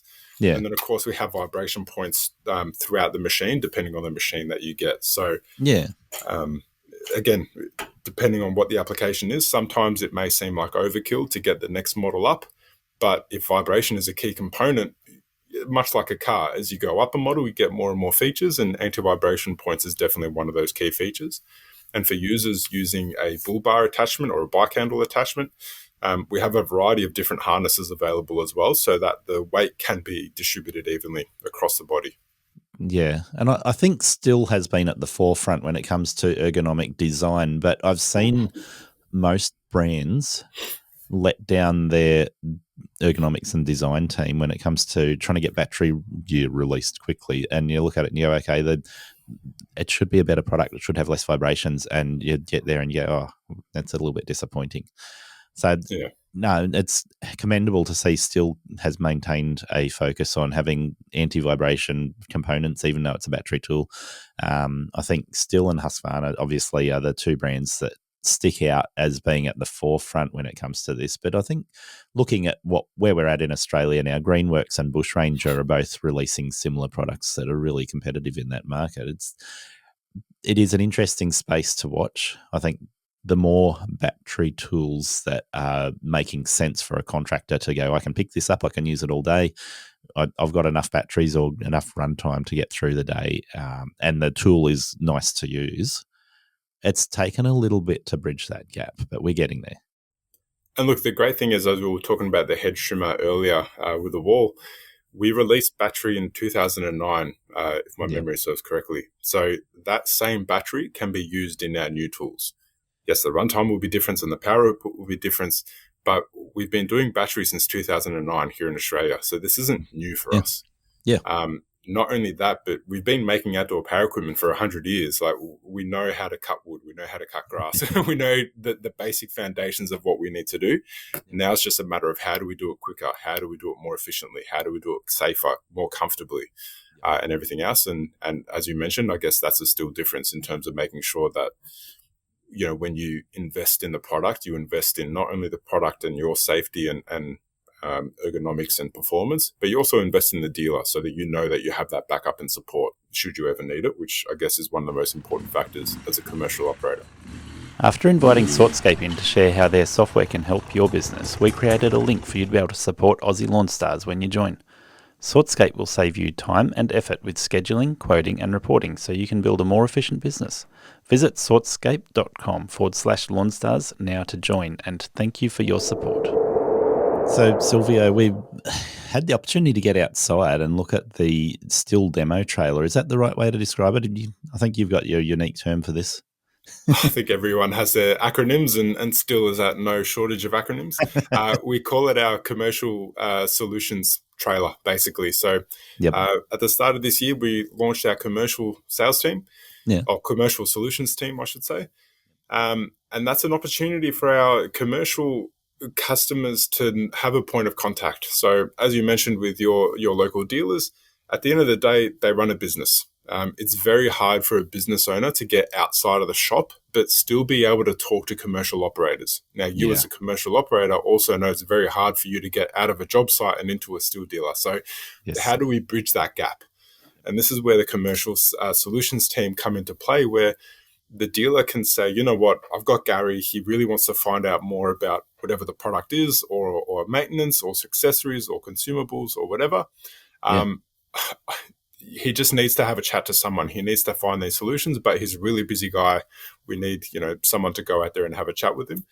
And that's where the commercial solutions team comes into play, where they work hand in hand with the dealer to go out and have a chat with you, communicate what do you need in your business and how can Stihl come to the party. And then they facilitate that transaction and also facilitate that support and connection between you and the dealer. Awesome. And we had the opportunity to have a good look over this trailer. You can set it up for solutions that suit different businesses, different contractors, obviously. But we're looking at a lineup of battery tools, which is really nice. I love my battery tools. And it's a very good range of battery tools you've got in the trailer, ranging from your pole saw through to a few different hedge trimmers, chainsaws, sprayers, bunch of different tools that we can look at there. Yeah, so the good thing about it is almost like our retail showrooms. The back perforated wall allows us to chop and change hangers as we need to, depending on who we're seeing. So if someone has a demo day where they're going around seeing a variety of landscapers and gardeners, they can have it set up to the tools that you would use on a daily basis. So line trimmers, hedge trimmers, mowers, whatever. But then if they need to quickly pivot and see a team of arborists, they can change them out and put in pole saws and chainsaws and whatever else the case may be. Unfortunately, we can't put a whole shop on wheels, but we can do the best that we can with the likes of a trailer. Yeah, I'm guessing that this would be easy to target local councils, because that's a good place for you to be able to demonstrate a lot of tools for people that are using them on a regular basis. But also when we're talking contractors like myself or arborists, it's an opportunity for you to get in front of them. I'm guessing you would send out a Stihl rep with the trailer and a vehicle to an area where you've had a request for some demonstrations, and that would be a good thing for people to consider if there's an opportunity where they have a good relationship with their local Stihl dealer. They could request the rep to bring out the trailer and give a demonstration of a range of tools. So our sales team is sort of split into three facets. So the great thing about that now is we have a team who focus on business. So what I mean by that is if you want to start a Stihl dealership, where do you begin? Who do you speak to? How do you get the ball rolling? So we have a team dedicated to supporting you through that. We also have a team who is out there supporting our existing dealer network. So they handle everything and anything that they can do to make sure that a dealer is as best presented as possible and have everything that they need to successfully, succeed with their Stihl business. And then we have a dedicated team that does a commercial solution. So the great thing by having those three, roles split within the sales team is one person isn't doing all jobs. So it means that the commercial solutions team member who goes out and sees you is 100% focused on being able to help you in exactly what you need. He's not necessarily thinking about other things and being distracted by other roles and tasks. They're the go-to person for everything from new product innovations, pre-deliveries, safety training, maintenance training, accessory training, and they can provide you with a whole plethora of knowledge for everything that you need. And because they're so specialized in what they do, it allows them to pivot so that they can tackle different customer types at a moment's notice.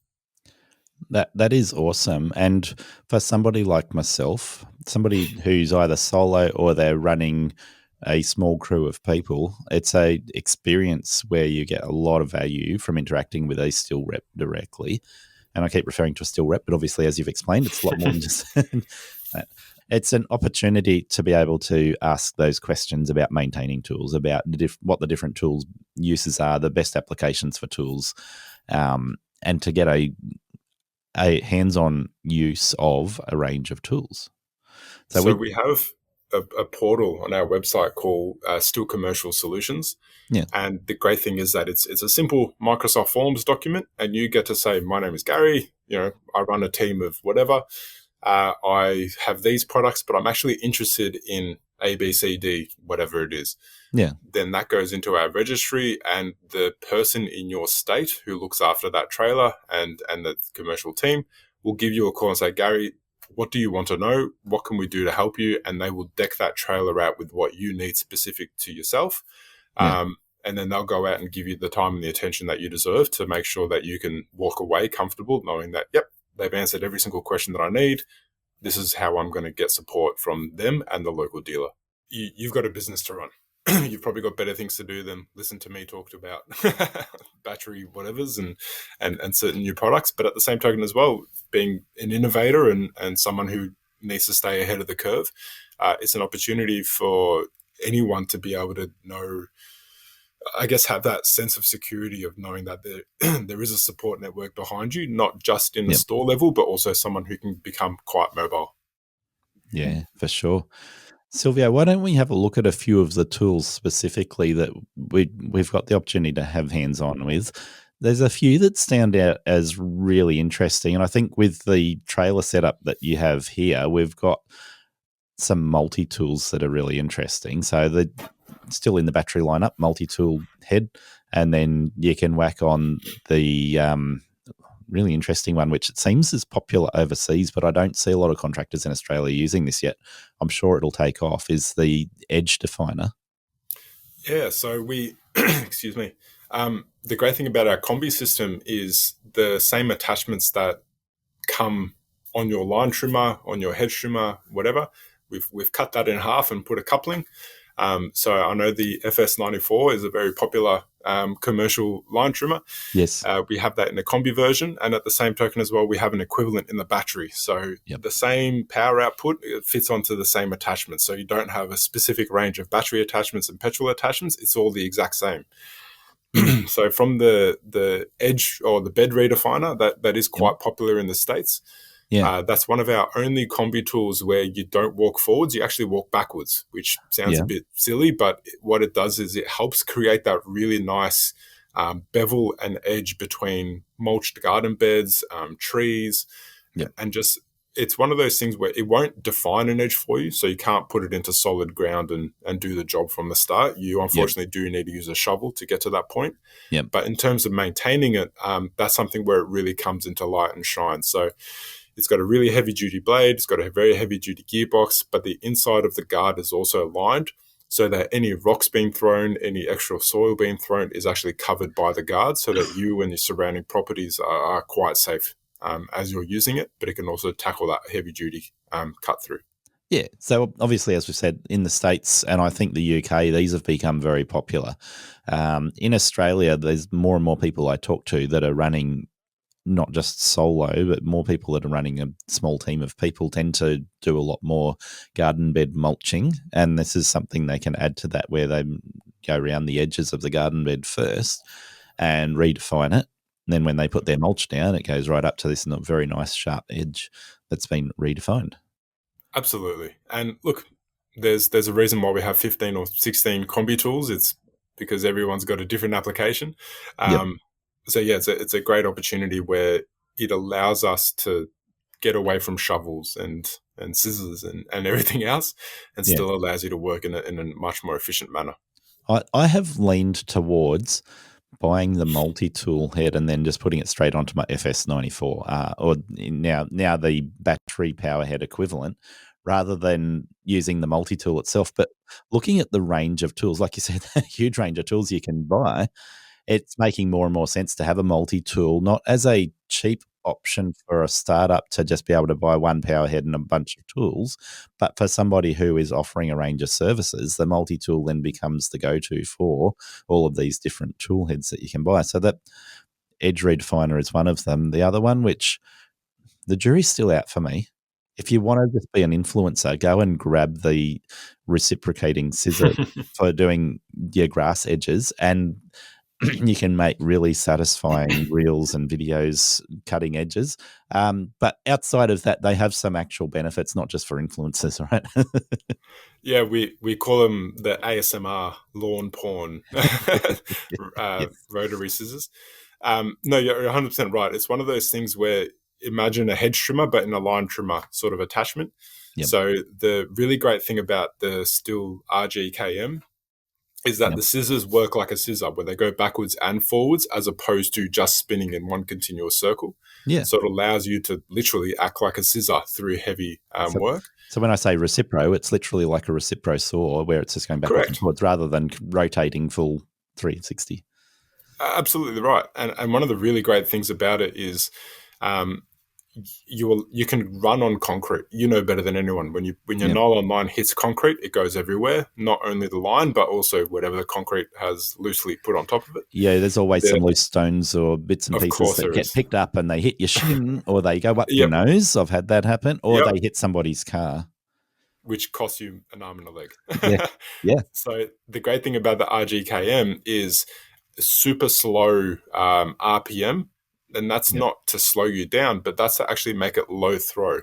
So you can cut along a car, an office window, whatever, and you don't have to worry about sticks or stones being thrown and therefore breaking and damaging vehicles and property. But you can also run it along concrete and pick up moss and weeds and anything else that's buried between pavers without sacrificing nylon line. So it's a really great tool that can increase your workflow and just reduce your overall running costs because you're not consuming as much as traditional cutting methods. So the ASMR version is used strictly for doing vertical edges on grass to just come up with a really crisp, clean edge on the vertical cut. But the practical application is that when you're either doing vertical or flat work, if you're around a pebble garden bed or any of those situations where you're worried about your nylon picking something up and throwing it, damaging a window or hitting you and doing damage to you, then this offers a very practical solution. And what you're saying also, that you can work directly on hard surfaces like concrete and pavers and whatever else, where it does a brilliant job of cleaning those surfaces up a little bit where you've got overgrown grass or moss or anything. These attachments can cop a fair bit of abuse. Yeah. We're not going to necessarily publicize it in that sense, but I'll say it here. Honestly, you can almost use it like a shovel to some degree. So when you have lawn growing over concrete, it's an awesome tool to be able to cut the undergrowth weeds and separate the lawn from the concrete so that you can rip it up by hand. Yeah. Whereas traditional methods, you're sitting there with a shovel. So it's a fantastic tool that no matter what I throw at it, it tends to get through it. It's not to say that we don't have dedicated edges or dedicated line trimmers, but it's a perfect in-between tool that will do both jobs really, really well. But if you do need to define an edge between concrete and grass, and when the grass grows over the top, our edger attachments are also available, so you can really cut that nice, clean, crisp line and then maintain it with either a line trimmer or the rotary attachment. Yeah, that's awesome. Now, there's a few other tools that we're seeing in the trailer here. One of the ones which, sorry to offend you, I've just gone, now this is not a contractor tool, is the whippersnipper with the nylon blades on it rather than the nylon cord. And I've always gone, no, that's going to wear out really quickly. It's useless for a contractor. It might be all right for a homeowner, but for certain applications, this is a better choice to use. So that's the polycut head, which I was mentioning earlier. So the great thing about the polycut head is you can actually put nylon line in there instead. So it has a mounting that you can feed nylon line through, so you can remove the blades and actually transfer it into a nylon line head. Yeah. But the great thing about the polycut head is it's my personal favorite because it does everything. You can run very comfortably against hard surfaces. So like I mentioned earlier, there's random concrete undulations in my backyard. Yeah. So it allows me to run there, and as the blade approaches it, it'll swing out the way and then still keep going. But the great thing about it is it gives me that even mowing surface. So as you know, nylon line sort of floats up and down like a bird's wings. Yeah. And if I'm trying to mow with nylon line, you get those uneven ends. Yes. Whereas when I can run the polycut head over my lawn, I get that perfect 1-inch cut height the whole way throughout. So it's almost like a lawnmower blade that's fully exposed, and you can just run it on the ground as needed. Interesting. Yeah. So there are applications where it's going to give you a finish that you'll struggle to get with anything else. Absolutely. And I guess the other great thing is that if you can't fit your lawnmower in a specific spot or a specific environment because of a fence or gate or whatever, the great thing is that you can simply put on the polycut head and still get that nice, clean mowed finish, especially along the side of a house or property.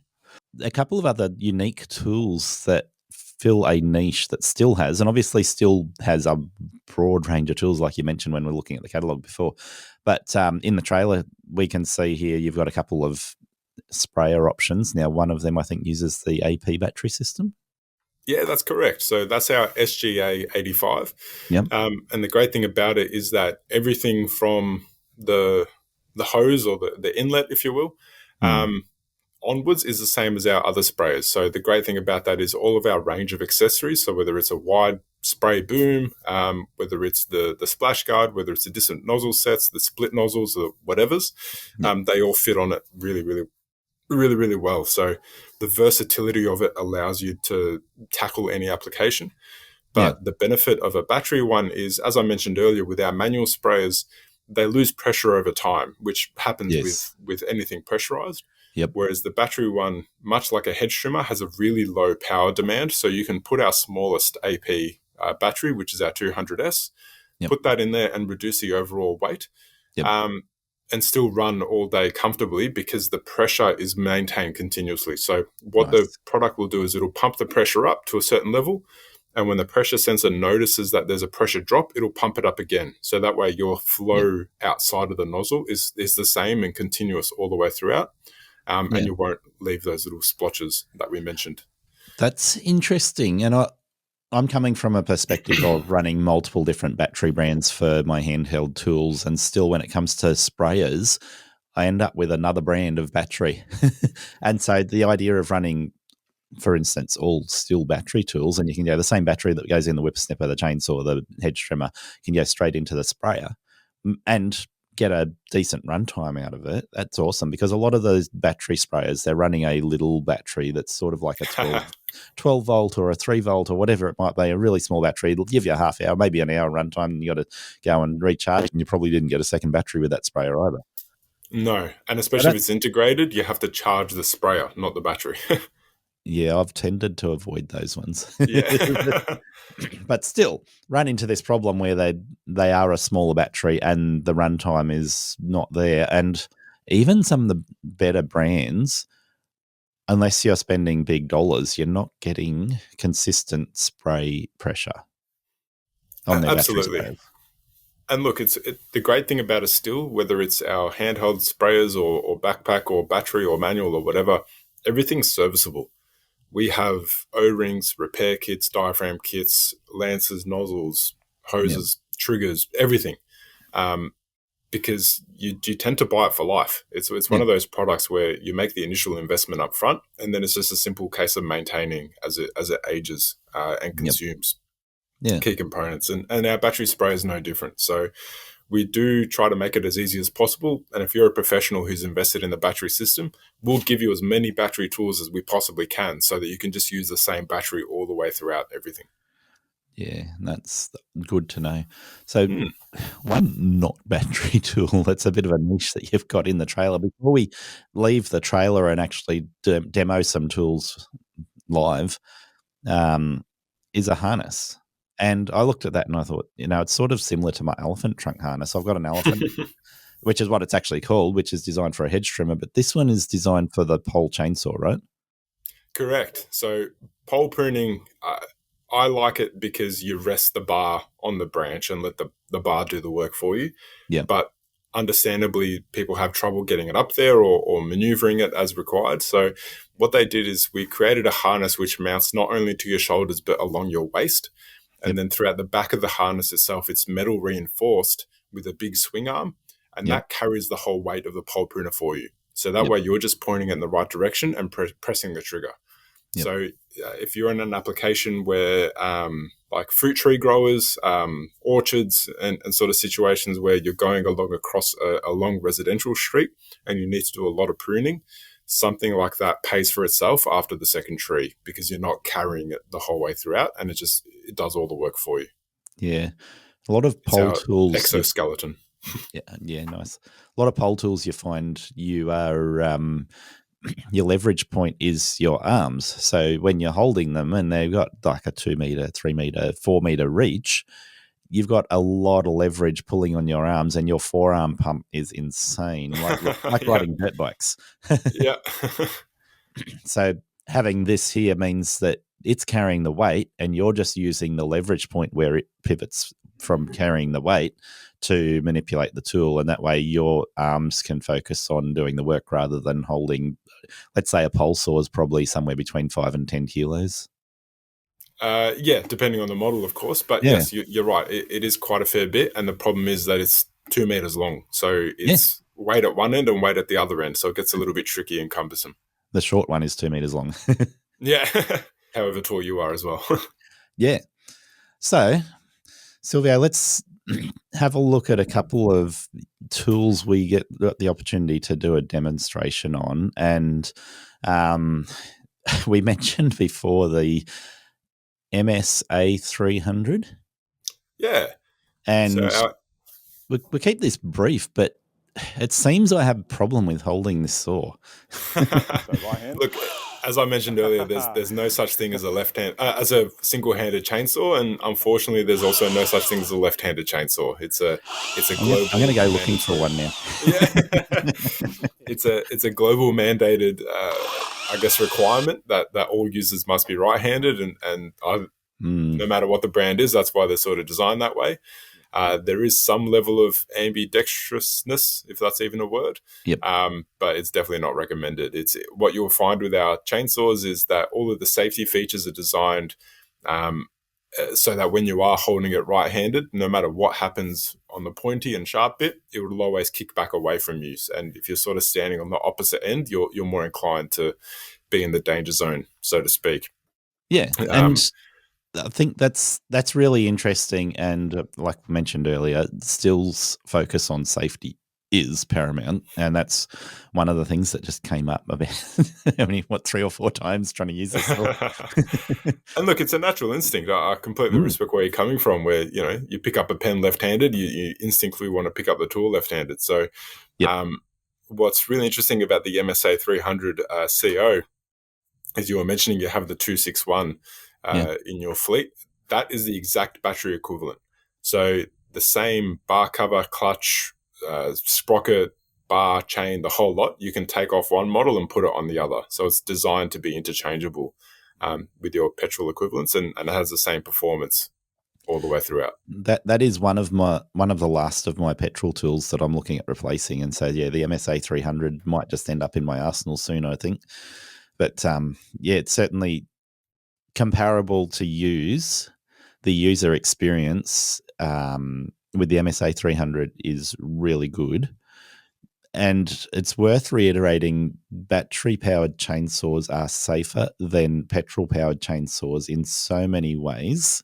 In terms of the safety features, they're better because you don't have a petrol motor running. It means that you're only going to operate and make the chain spin when you have removed all of the safeties.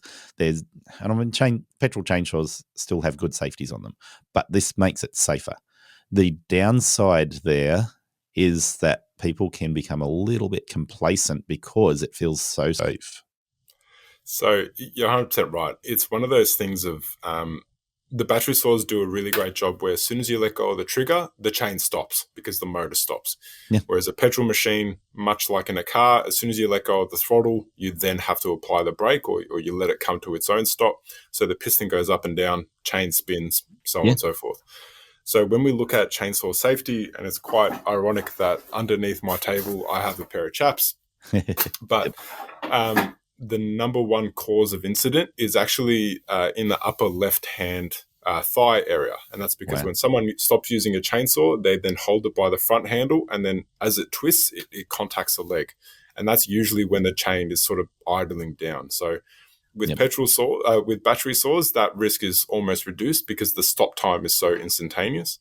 Yep. But the benefit of the MSA 300 is it actually has a human-machine interface, like an LED screen on it. And the great thing about it is that screen straight away tells you, is the chain brake on? Does it have enough bar oil?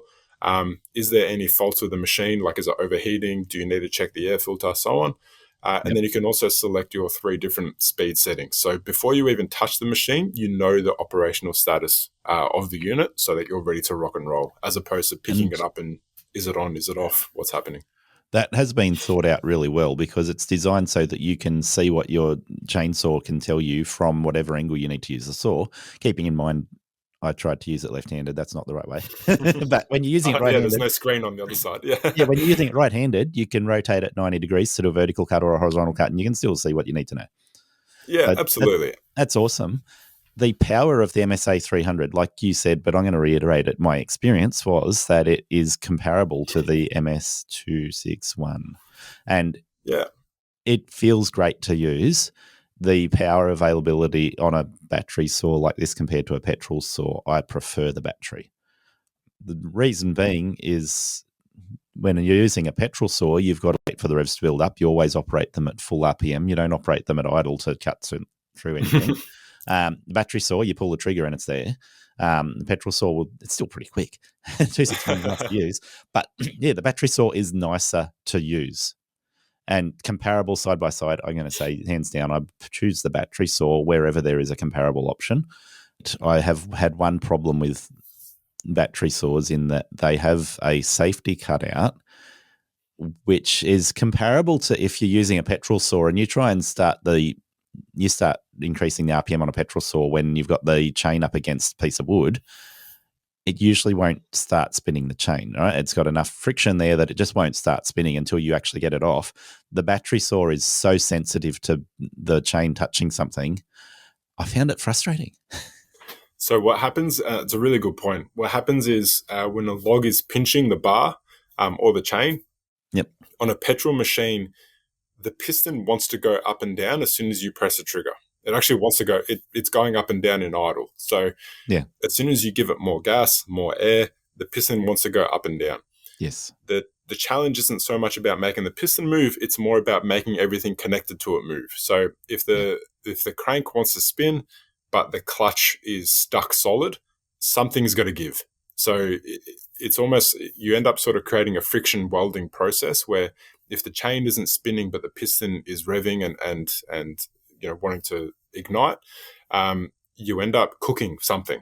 Yeah. The heat will get generated, something gets hot.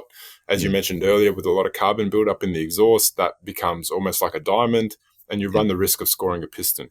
Yeah. The benefit of a battery, because there's no piston, it does have a safety sensor, and it will beep at you, and it'll say, nope, something's wrong, because that's exactly what it is. It's telling you that you're doing something wrong. So it's a situation where it gives you a friendly reminder to stop what you're doing and reevaluate. Yeah. So there's roughly around 1,000 chainsaw accidents around Australia every year, not with Stihl products. Yes, Stihl is within there, but as the global market leader of chainsaw products in the world, we have taken the onus to launch what we call Chainsaw Safety Week. And that's our ability to help educate customers on how to safely use a chainsaw alongside other government organizations. Yep. So the safety element behind it isn't necessarily to create a frustrating experience. It's more so an opportunity to educate customers and say, hold on, why is this not working? Let's stop and reevaluate, because putting the saw down for 3 seconds and then moving the log or rotating the log or rethinking the cut can save you plenty of time on the back end, and also make sure that you're working nice and safe as well. Yeah, that's it. And I've been watching the Stihl Safety Week videos come up on Instagram over the last little while. It's been great to see a number of supporting partners working with Stihl on that. It's awesome. Yeah, we're very fortunate. I mean, this year we partnered up with Disaster Relief Australia, who do God's work out there. They're absolutely fantastic, fantastic group of people and fantastic organization who go out, and once a bushfire or flood has ravaged an area, they'll stay there for months on end and clean everything up, reestablish water, reestablish connections to the community, and make sure that everything is coming up. So if you have a chance to volunteer, if you have a chance to donate, if you have a chance to help them out, if you see them in your community working, give them a cup of coffee, give them a tap on the back, shout them some lunch. That they do an absolute great range of work. And this year we donated $10,000 worth of products as our way of saying thank you from Stihl Australia, but also as a continuous support to the great mission that they work and do. Awesome. One of the partners that I've seen working with Stihl on some things, and I've finally tracked him down. I'm going to do an interview with Stuart Griffiths soon. Excellent. So Stuart Griffiths is, he was, how I mentioned that the products are tested in Australia before they're released. Stuart was one of our original testers. So Stuart has actually helped shape our product range in Australia. He has been very open and honest about Stihl product that was in development at various stages. And he, instead of me bringing in a product that wouldn't have worked, he very politely and very respectfully said, Silvio, don't bring it into the country. And we listened. Like I said, I'm only ever going to bring in what customers want. And him being Australia's only carbon neutral certified green care provider, it means that, he has enough reputation within the industry and technical know-how to say, yes, this will work, or no, forget about it. Yeah. Interesting. Well, we'll see what information I can extract out of him in a couple of weeks when I get him on the other end of the line here. Yeah, good. Excellent. We'll see how strong our NDA holds up. But no, Stuart's an absolute wonderful guy, not only from a professional level, but from an interpersonal level. I think every time we meet, we plan to talk half an hour about product, and we end up having an hour chat just in general. So absolute awesome human being. It's hard to spend only half an hour with you, Silvio. There's so much information. But look, we've had a good look at tools around what you've got available at the moment, and there's some interesting tools I had the opportunity to try. So the current range of products available there, in the battery lineup, are really good. The demonstrations I got there was another one was looking at the powered secateurs. Now they're currently available on the market. They are. So they're part of our AS range. So Yep. As you can see, the battery is quite small. That's what the S stands for in AS. Yep. But essentially, they fit into the smaller, precise range of tools. Yep. They're not designed for commercial use. So I have to be open and honest and upfront. Yeah. They are designed for, I guess, ambitious homeowners and basically anyone who's sick of doing this with secateurs. And the price range reflects that, because you look at the alternatives in the commercial market, you're starting to look at powered secateurs that are used in vineyards and regular pruning of roses, those sorts of things, where people are using them all day. And there is a massive difference in price. I think we're talking several $1,000s for some of those high-end commercial options. Correct. And that's not to say that we won't play in that field, but just particularly with the ASA 20, it is designed to replace handheld secateurs. So whatever application you would use handheld secateurs, that's the application where you would take that and then replace it with the ASA 20. And even over my left shoulder, the battery loppers, handheld loppers, instead of sort of using them and seeing the physio every 3 weeks, instead you can replace them with the battery secateurs instead. So I think these ones go out to 25 millimeter cut, is it, or is it slightly bigger? That's correct. So 25 mil is the largest cut, and then you can also change the blade width to 22 mil. Yep. So it means that if you're doing fast-paced work, you can shift it down to 22, or if you want to do a wider, slower cut, you can shift it out to that by holding the button. And the great thing about the unit is that it gives you a total cut tracker. So if you want to see how many cuts you do, that'll provide it through there. And on a full charge, you should get roughly about 2,000 cuts. The other great thing, it's a huge amount. And it's not for commercial use. Exactly. So imagine you're getting a lot of bang for buck for this unit. Oh, yeah. Being still, we will always over-engineer something to some degree. Yep. And this is a true reflection of it. But the great thing about the secateurs is that the blade piece is replaceable. So nothing is designed to be a throwaway item. It's one of those components that ties back into that sustainability piece. And, after 2,000 cuts, if your blades are beyond sharpening, you can just simply replace the blades as opposed to replacing the whole unit. We had a unit returned a couple of weeks ago with 45,000 cuts on there. Wow. That was used commercially, I'm saying. It was. What was ironic is that we received a complaint saying that the blades don't last long enough. And you start thinking to yourself, it's made of metal, not titanium. So let's draw some expectations here. But again, we have the blades as a replacement part, so we can still keep the machine working. I'm going to say my experience with powered secateurs, particularly given that interesting space between viticulture, rose pruning, and people who are doing a little bit of pruning here and there, they tend to go to the powered secateurs instead of the loppers for a lot of things. That space is where they get likely to wear the blades out a little bit quicker, because you're cutting harder wood and bigger cuts than what you would with your unpowered secateurs. You're going, oh yeah, I can do that because it's got the power. You might wear the blades out a little bit quicker than that. For sure. And the good thing about the AS battery system is it's the same battery that you can put in our little battery pruner, so the GTA 26. Yep. So if you do run into a situation where the branch is just too thick for the secateurs, you can simply just put the same battery in our GTA 26 and finish off the cut to keep yourself working. Yes. And you've also got a AS powered pressure cleaner now. We do. So it's the RCA20. So the RCA20 is our first battery-powered portable cleaner. Again, it's not designed to replace a pressure cleaner. It's more just a complementary item that you add to your suite of tools. Yep. And it's a great opportunity to use for soft washing. So in the kit, it comes with a nozzle, foaming cannon, Yep. and a 4-in-1 nozzle. Yeah. So you have pencil jet, you have shower, you have rotary, you have fan jet, the whole lot. But Yeah. then the foaming nozzle is fantastic for, especially commercial operators where you're not near a power point. Yeah.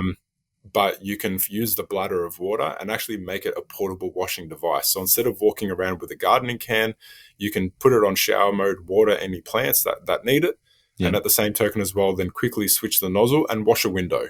And Yep. after you've done washing the window, you can use the fan jet to wash off garden furniture. So as a commercial operator, you can actually provide a full end-to-end solution for customers when you're going onto site, rather Yep. than what is sometimes traditionally seen out in the market where you've got lawn clippings everywhere. You can at least wash off after yourself and also use it to maintain your vehicle and your tools as well. In this space, it's interesting because I bought a 4,000 psi, 13 horsepower, petrol-powered pressure cleaner, upgraded from a 240 volt Karcher. And looking at the difference in different pressure cleaners, a lot of people are going to go, this is underpowered, it's not worth using. But keeping in mind what its intended use is for, you've got a few options in there now which fill a really good void. So if you're going to do professional commercial pressure cleaning, go and get, at bare minimum, a 13 horsepower petrol powered unit and a big surface cleaner. Some guys are running 26 horsepower, 35 horsepower units to do that, and you can obviously get a lot of work done quickly if you've got a lot more water flow when you're talking a big pressure unit like that. When it comes to a small unit, like you're saying, the AS powered one is great for those small jobs where you're not chasing highest pressure, you're chasing something that's good for soft washing or good for doing a small, like cleaning your motorbike, Correct. that sort of thing. Then you move into the AP powered one, you've got a almost identical comparable unit that is 240 volt. You're 100% right. So and that's interesting. It's awesome. And the best part is, I don't know what job sites you go on, but you can't get a power point. The power lead isn't long enough. You don't want to use an extension cord.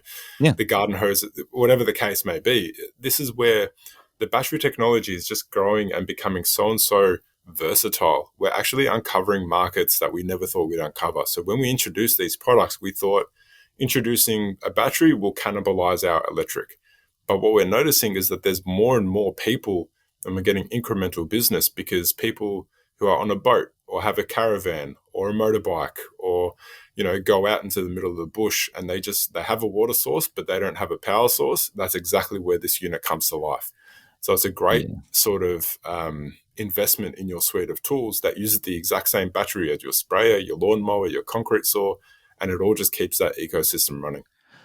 Yeah, that is awesome. I looked at the specs on that, and I'm going to butcher it trying to claim what the specs are, but I think it's around 2,000 psi, somewhere around there off the top of my head. I'm going to butcher it even more because I should know off the top of my head, but I don't. It's like if I was wanting to clean my motorbike or do a small footpath for a customer or those sorts of jobs, it's capable. So it's a 150 bar of max operating pressure, which is equivalent to our RE110 Plus. RE110 Plus high pressure cleaner, which is our 240 volt version. So perfect like for like comparison. The best part is it compacts. Yeah. The only thing is I would say that this is for a situation where you don't have 240 volt because your battery run times are not going to be all day on something like that. It's going to suck the battery pretty quickly when you start using it at full pressure. You're 100% right. I wouldn't personally recommend using this tool to do a full patio cleaning suite. That's where your petrol machine or the 240 volt machine comes into play, because it's not necessary unless you have a fleet of batteries at your disposal. The reason being is it's designed to complement your suite of accessories, like a suite of tools. It's designed, I think the size, when we looked at it as a comparison, it's the size of 2 shoe boxes stacked on top of each other. So it's nice and compact. So the benefit of something like this is it depends on the commercial operator, of course, but your big petrol machine, that takes up real estate in your trailer and the ute. Whereas this, you can literally put it in the cabin and you'll barely notice that it's in there. So it's something that you can just tack in and finish off jobs and add as a service to your customers. I am really tempted to buy one of those just for the sheer fact that it's so portable. It's and powerful. And I've been running through my mind, is it a good purchase for me? Is it a bad purchase for me? Where will it get used to make it really valuable? Because it's battery powered. It's the portability is awesome, and the power is still acceptable for doing a lot of those jobs. It's like I've got the 4,000 pressure PSI pressured one for doing surface cleaning all day, 13 horsepower. Just keep on adding more petrol and away you go. But for portability, this is really interesting. So don't be surprised if I buy one of those sometime soon. Just because I want it. I think I might need to start coming up with a Garry 10 ecom code or something to send out to your listeners. Well, we're not there yet, but I'll send you a message once it's ready. I'd be all for it. Awesome. Hey, the tools that the listeners use the most are the ones we need to talk about, right? Please. So there's 3 tools that I got my hands on. Tell me how much we can talk about these, but let's start with the blower. So the battery-powered blower, get the model number right, is it BGA 250? 100% spot on. So the BGA 250 is the world's most powerful handheld battery blower over the lifespan of the battery charge. All right, let's just quantify that, please, because people will hear every brand saying we've got the most powerful handheld blower. There's several factors that come into this, and you touched on one then, but I'm going to touch on another one. Most of the blowers that claim to have the most power are going to use a metric that makes them look good. The metrics that you can use when you're measuring blowers' power is airspeed, air volume, and air force. So Correct. I'm going to say, in my opinion, and I've tested a lot of battery-powered blowers, handheld and backpack blowers, and a lot of them are unimpressive. But when it comes to the measurements that make the difference, it's that air force. So we're talking Newton meters. And some of the battery blowers, like I use a Makita handheld one that uses 2 18-volt batteries, and I think it's around 12 Newton meters of force or something like that. It's really impressive, but keep in mind, it runs for 10 minutes, 12 minutes max on good batteries. And it's not the most powerful one around. So when we're talking measurements that make a difference, the most powerful, and you also said it's the most powerful for the full duration of the battery, right? Like it doesn't, and this is what I've noticed, a lot of battery units they'll either start really strong and peter off, or what I've done, start at 6 o'clock in the morning this time of year.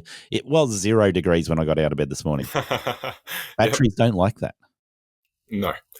So where the BGA 250 really shines is, and all of our AP range of tools actually, is we have what we call IPX4. So that's our ability to be certified as rain and splash proof resistant. So if you're not stopping work because of the weather, neither should your tools. That's the overarching topic. Yep. The second part, within our batteries themselves, we have cold start technology. So right now, our AP range of batteries, so the 200S, 300S, and 500S, all have improved cold start. So whether you're in the middle of ACT or whether you're on the top of Mount Buller, it means that your batteries should be ready to rock and roll whenever you are. So it means that you have that confidence in being able to do the job rather than standing out in the cold for no reason. So you pull the trigger and you expect full power. Correct. Thankfully, the winters in Australia aren't as bad as America and Europe. So that's why we know that we can rest on assurance that they figured it out for us. Oh, yeah. But the key main one for us is constant power. So you may see a bit of a bicep logo on some of our products, and that's our constant power badge, and you'll see that across the AP range. Yep. So the BGA 250 is our most notable, and what that means is that the 26 newtons of blowing force that you get when you pull the trigger at the start is the same 26 newtons that you get at the end of the battery life. So just as you mentioned, a lot of brands, when they introduce a product, and it's a marketing tactic, not to say that no one does them. A lot of brands do them, and it is what it is. But what they'll do is legally, you have to be able to prove that performance for a specific period of time. After that period of time, you can do whatever you want. No one really cares.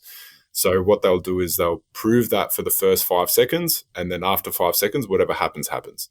But the trick is you're using the machine. You're not using it for 5 seconds. You're using it for a long period of time. Yeah. So you need to have that reliability, just like a petrol machine. that as soon as you put your foot down and as soon as you squeeze the trigger, you need to have that performance. And that's where all of the Stihl range of AP tools shine, because whatever performance you get at the start is the exact same performance you get at the end. Yeah. Awesome. And yeah, using the BGA 250.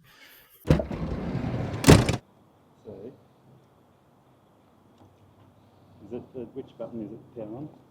So the top one is your power mode. So Okay, you literally so just it's pull the trigger. Yeah. All right, so it's powered on. All right, so the all new BGA 250 and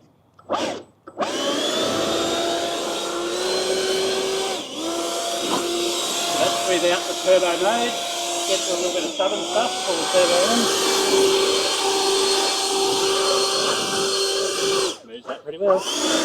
A little bit lower because we don't want to blow it everywhere, we want to blow it in the right place.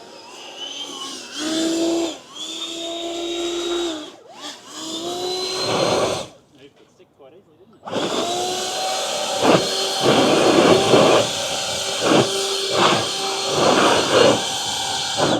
All clean, how's that? Nice and quick, easy to use. Don't have to worry about power on, power off. Just pull the trigger and away you go. So pull it out of the trailer, grab it, run around, full power, easy. And you've got your cruise control there and change the power setting. Really easy to use, guys. I'm Garry Ashton, and I'm here to help business owners succeed and enjoy being in business.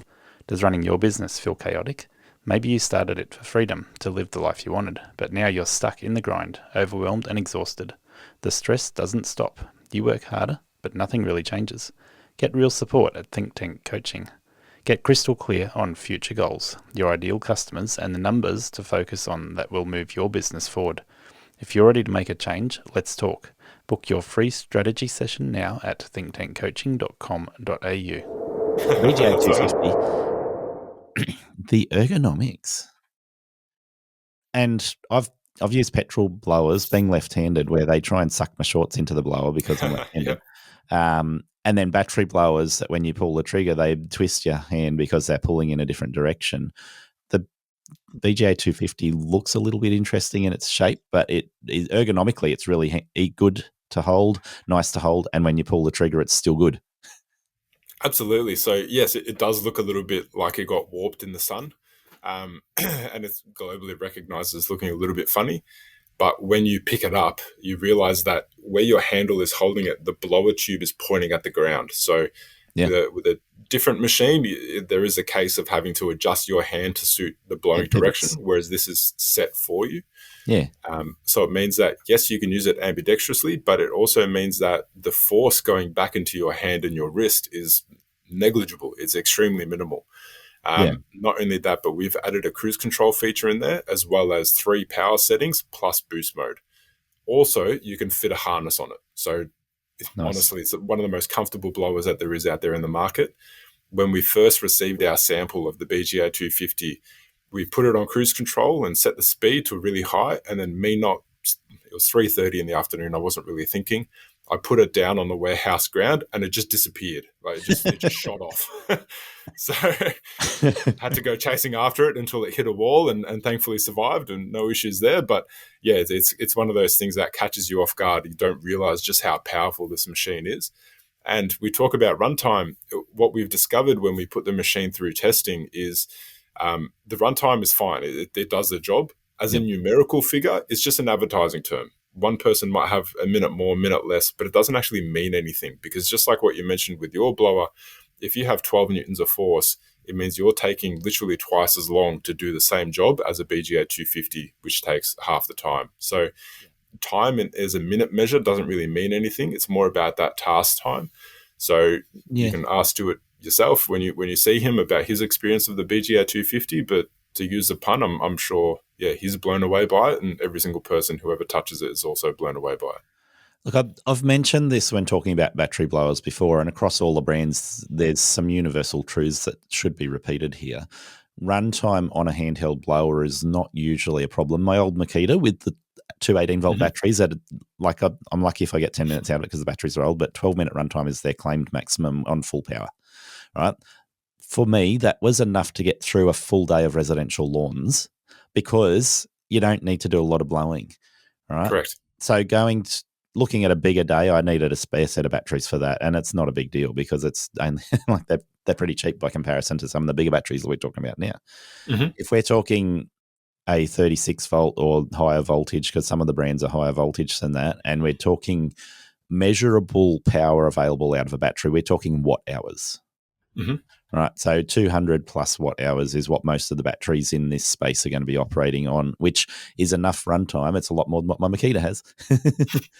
It's enough runtime for residential usage. It is not enough runtime when you're comparing it to a BR800 backpack blower with a full tank of petrol. And you shouldn't confuse the two. They're not the same thing. And there's not a battery-powered option that's comparable to a BR800 at this point in time. Hint, hint, hopefully somewhere soon. But not the same. So for a handheld you can hold blower, 2 of the BGA 250s if you want. Yeah. You'd be very impressed by that. Oh, yeah.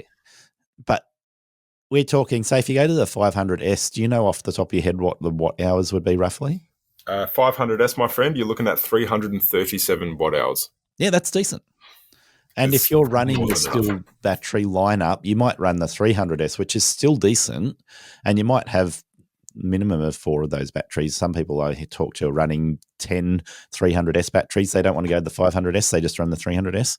Yep. So if you're running 10 of those for a operator to get them through the day running a bunch of tools, the blower is not going to be chewing your batteries out that quickly because you're doing residential small blow jobs with those.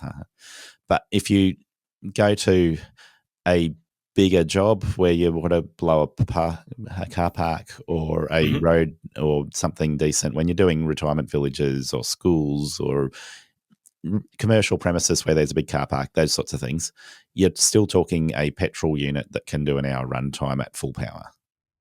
I'll give another little bit of a secret to your listeners.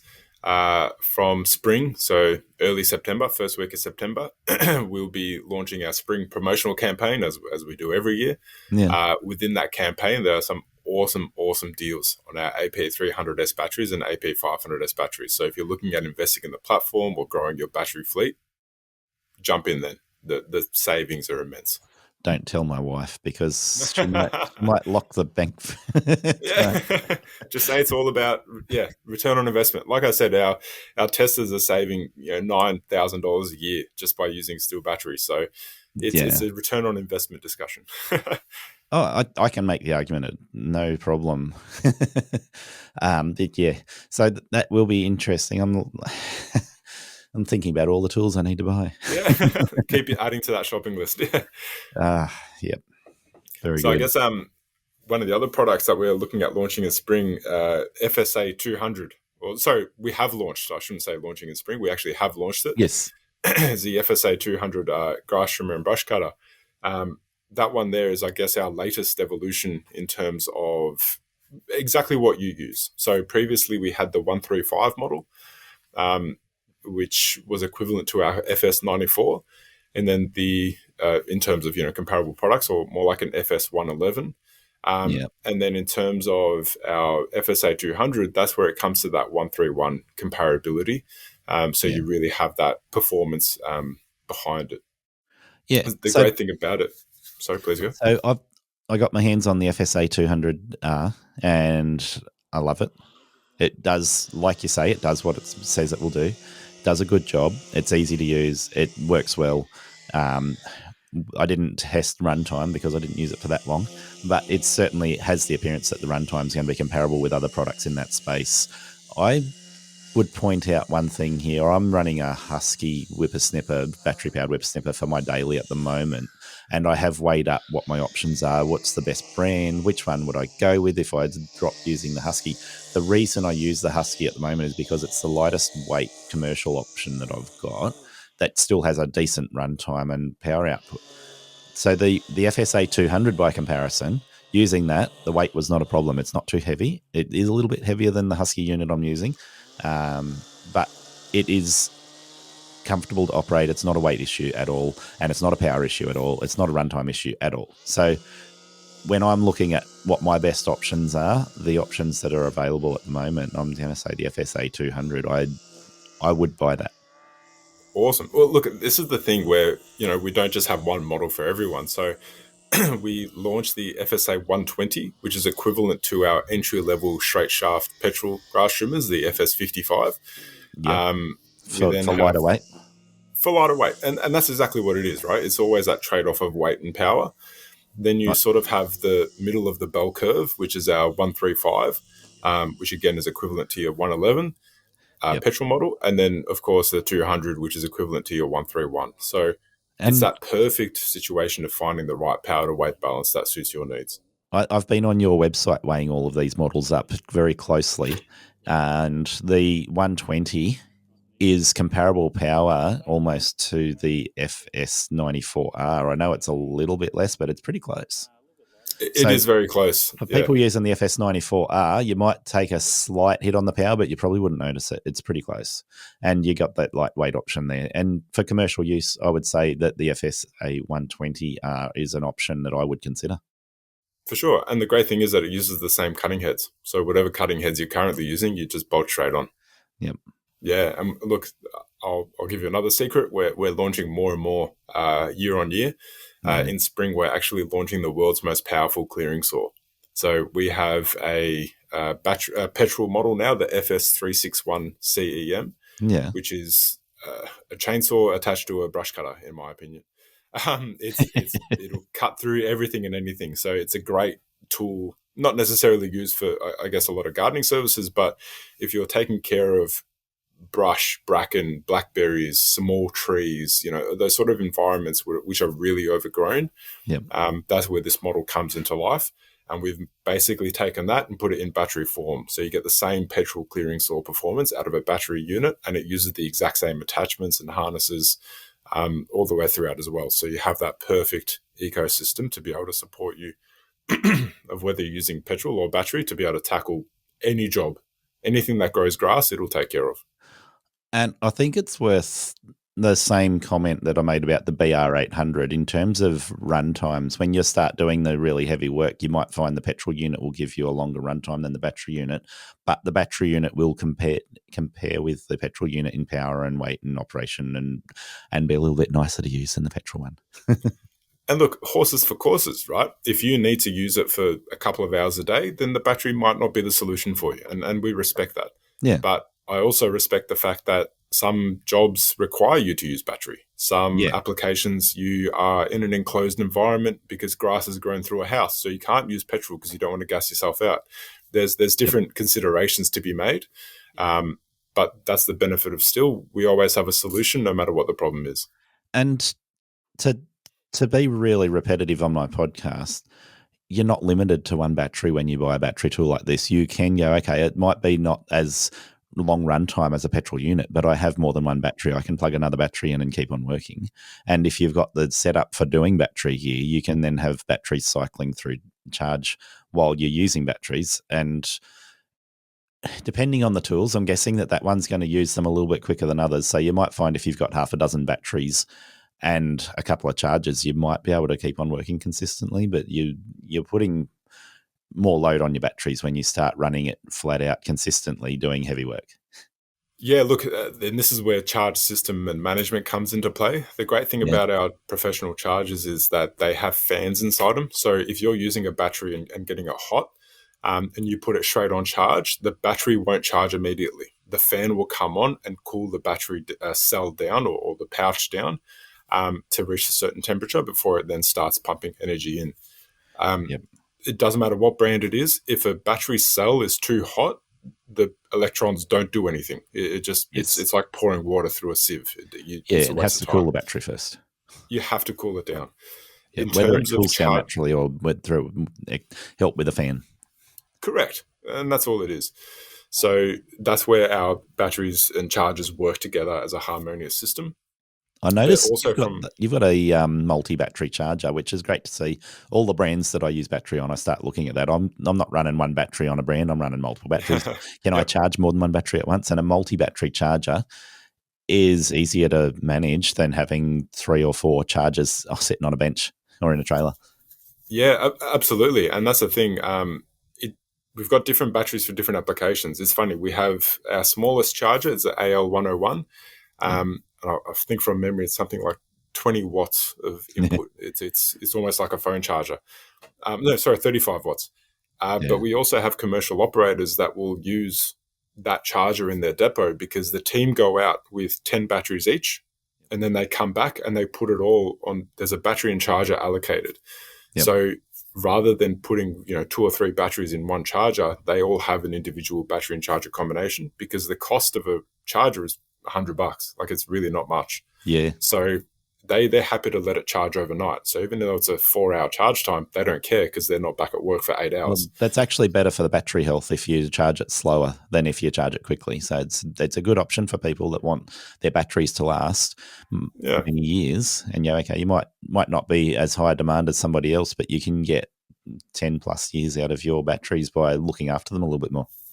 And that's what it comes down to. Everyone's got different budgets to play with, and everyone has different applications. So it doesn't suit everyone. But I've also got concrete cutters that will have 2 batteries and a fast charger. And when one battery's in use, the other one's charging, and they just change it over and over again. But the great thing is that concrete cutter can take his battery and put it in the pressure washer, put it in the clearing saw, put it in the chainsaw. And as you mentioned, it's that one ecosystem that really supports you to do whatever you need to do. Yeah. Hey, Silvio, we're taking another rabbit hole there. And looking at the time, we could end up talking till the sun sets if we keep going. No, all good. There was one or two tools we haven't mentioned yet. So I got the opportunity to test out one of your nice mowers there.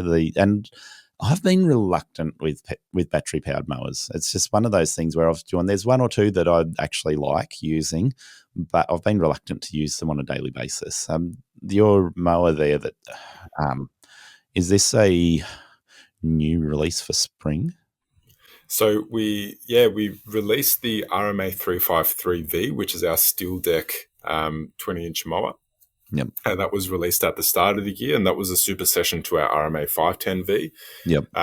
We took the bits that we love from the 510V and put them in the 353, and then also made improvements. So changed the handle settings, increased the ergonomics of the levers and the self-propelled lever so that it flows into your hand, and also reduced any complexity. So that was released at the start of the year. That was. And but that's the one that we're roughly a 21-inch. Correct. So 53 centimeter deck. If my imperial to metric conversion is correct, that should be 21 inches. Everyone's thinking in inches when it comes to mower deck size these days. So yeah, that's in Australia comparable. Yep. And it's really nice to use. It is. And the great thing about it is that it uses our new 4-in-1 catch system. So traditionally you have side throw, mulch, and catch. They're your 3 sort of grass ejection systems. Yeah. We've now added an extra one because, of course, we like to keep things a little bit spicy. And it's, your traditional lawnmower. When we all started lawn mowing, we would tie a piece of string around the rear flap and let the grass just go straight on the ground. Straight on your legs. Straight on your legs. We've actually improved on that system and call it the 4th part. So it's a rear ejection. So the rear flap actually has an offset. Yep. So that it pushes the grass straight down on the ground, so it doesn't get on your feet, but it goes straight on the rear end as well. So no matter what ejection system you want, whether it's out the side, out the back, on the ground, or mulched back onto the lawn, our lawn mowers now can be able to satisfy that request. Now, comparable to other 21-inch mowers, I'm going to say my experience using this, it was a good mower to use. The power output is comparable to other 21-inch mowers, doing a range of different types of lawn. Obviously, most 21-inch mowers, you can bog them down if you're going to really thick grass, and that's true in this case. But it can certainly, it's got enough power to handle most grass that you would come across and do it well. Like other things, your runtime is going to be a reflection of the type of work that you ask of the machine. But I'm going to say big tick of approval on this machine. It was nice to use, solid to use, powerful. Did a good job cutting the grass. One of the things that seems to be universal across battery-powered mowers at the moment is using a bar blade instead of fold-back blades, which means you get a better job mulching than what you do with fold-back blades. So if you are going down that path of mulching the grass, it does a really nice job there. But yeah, that's the configuration, and it's really good. Oh, thank you, Garry. No, like I said, we took the feedback from the RMA 510V and introduced it to the 353V. So the self-propel mechanism also had an improvement, as well as a motor power output improvement. So I think it's a 1.6 kilowatt motor now. Not that it was lacking previously, but no one's ever complained of having too much power.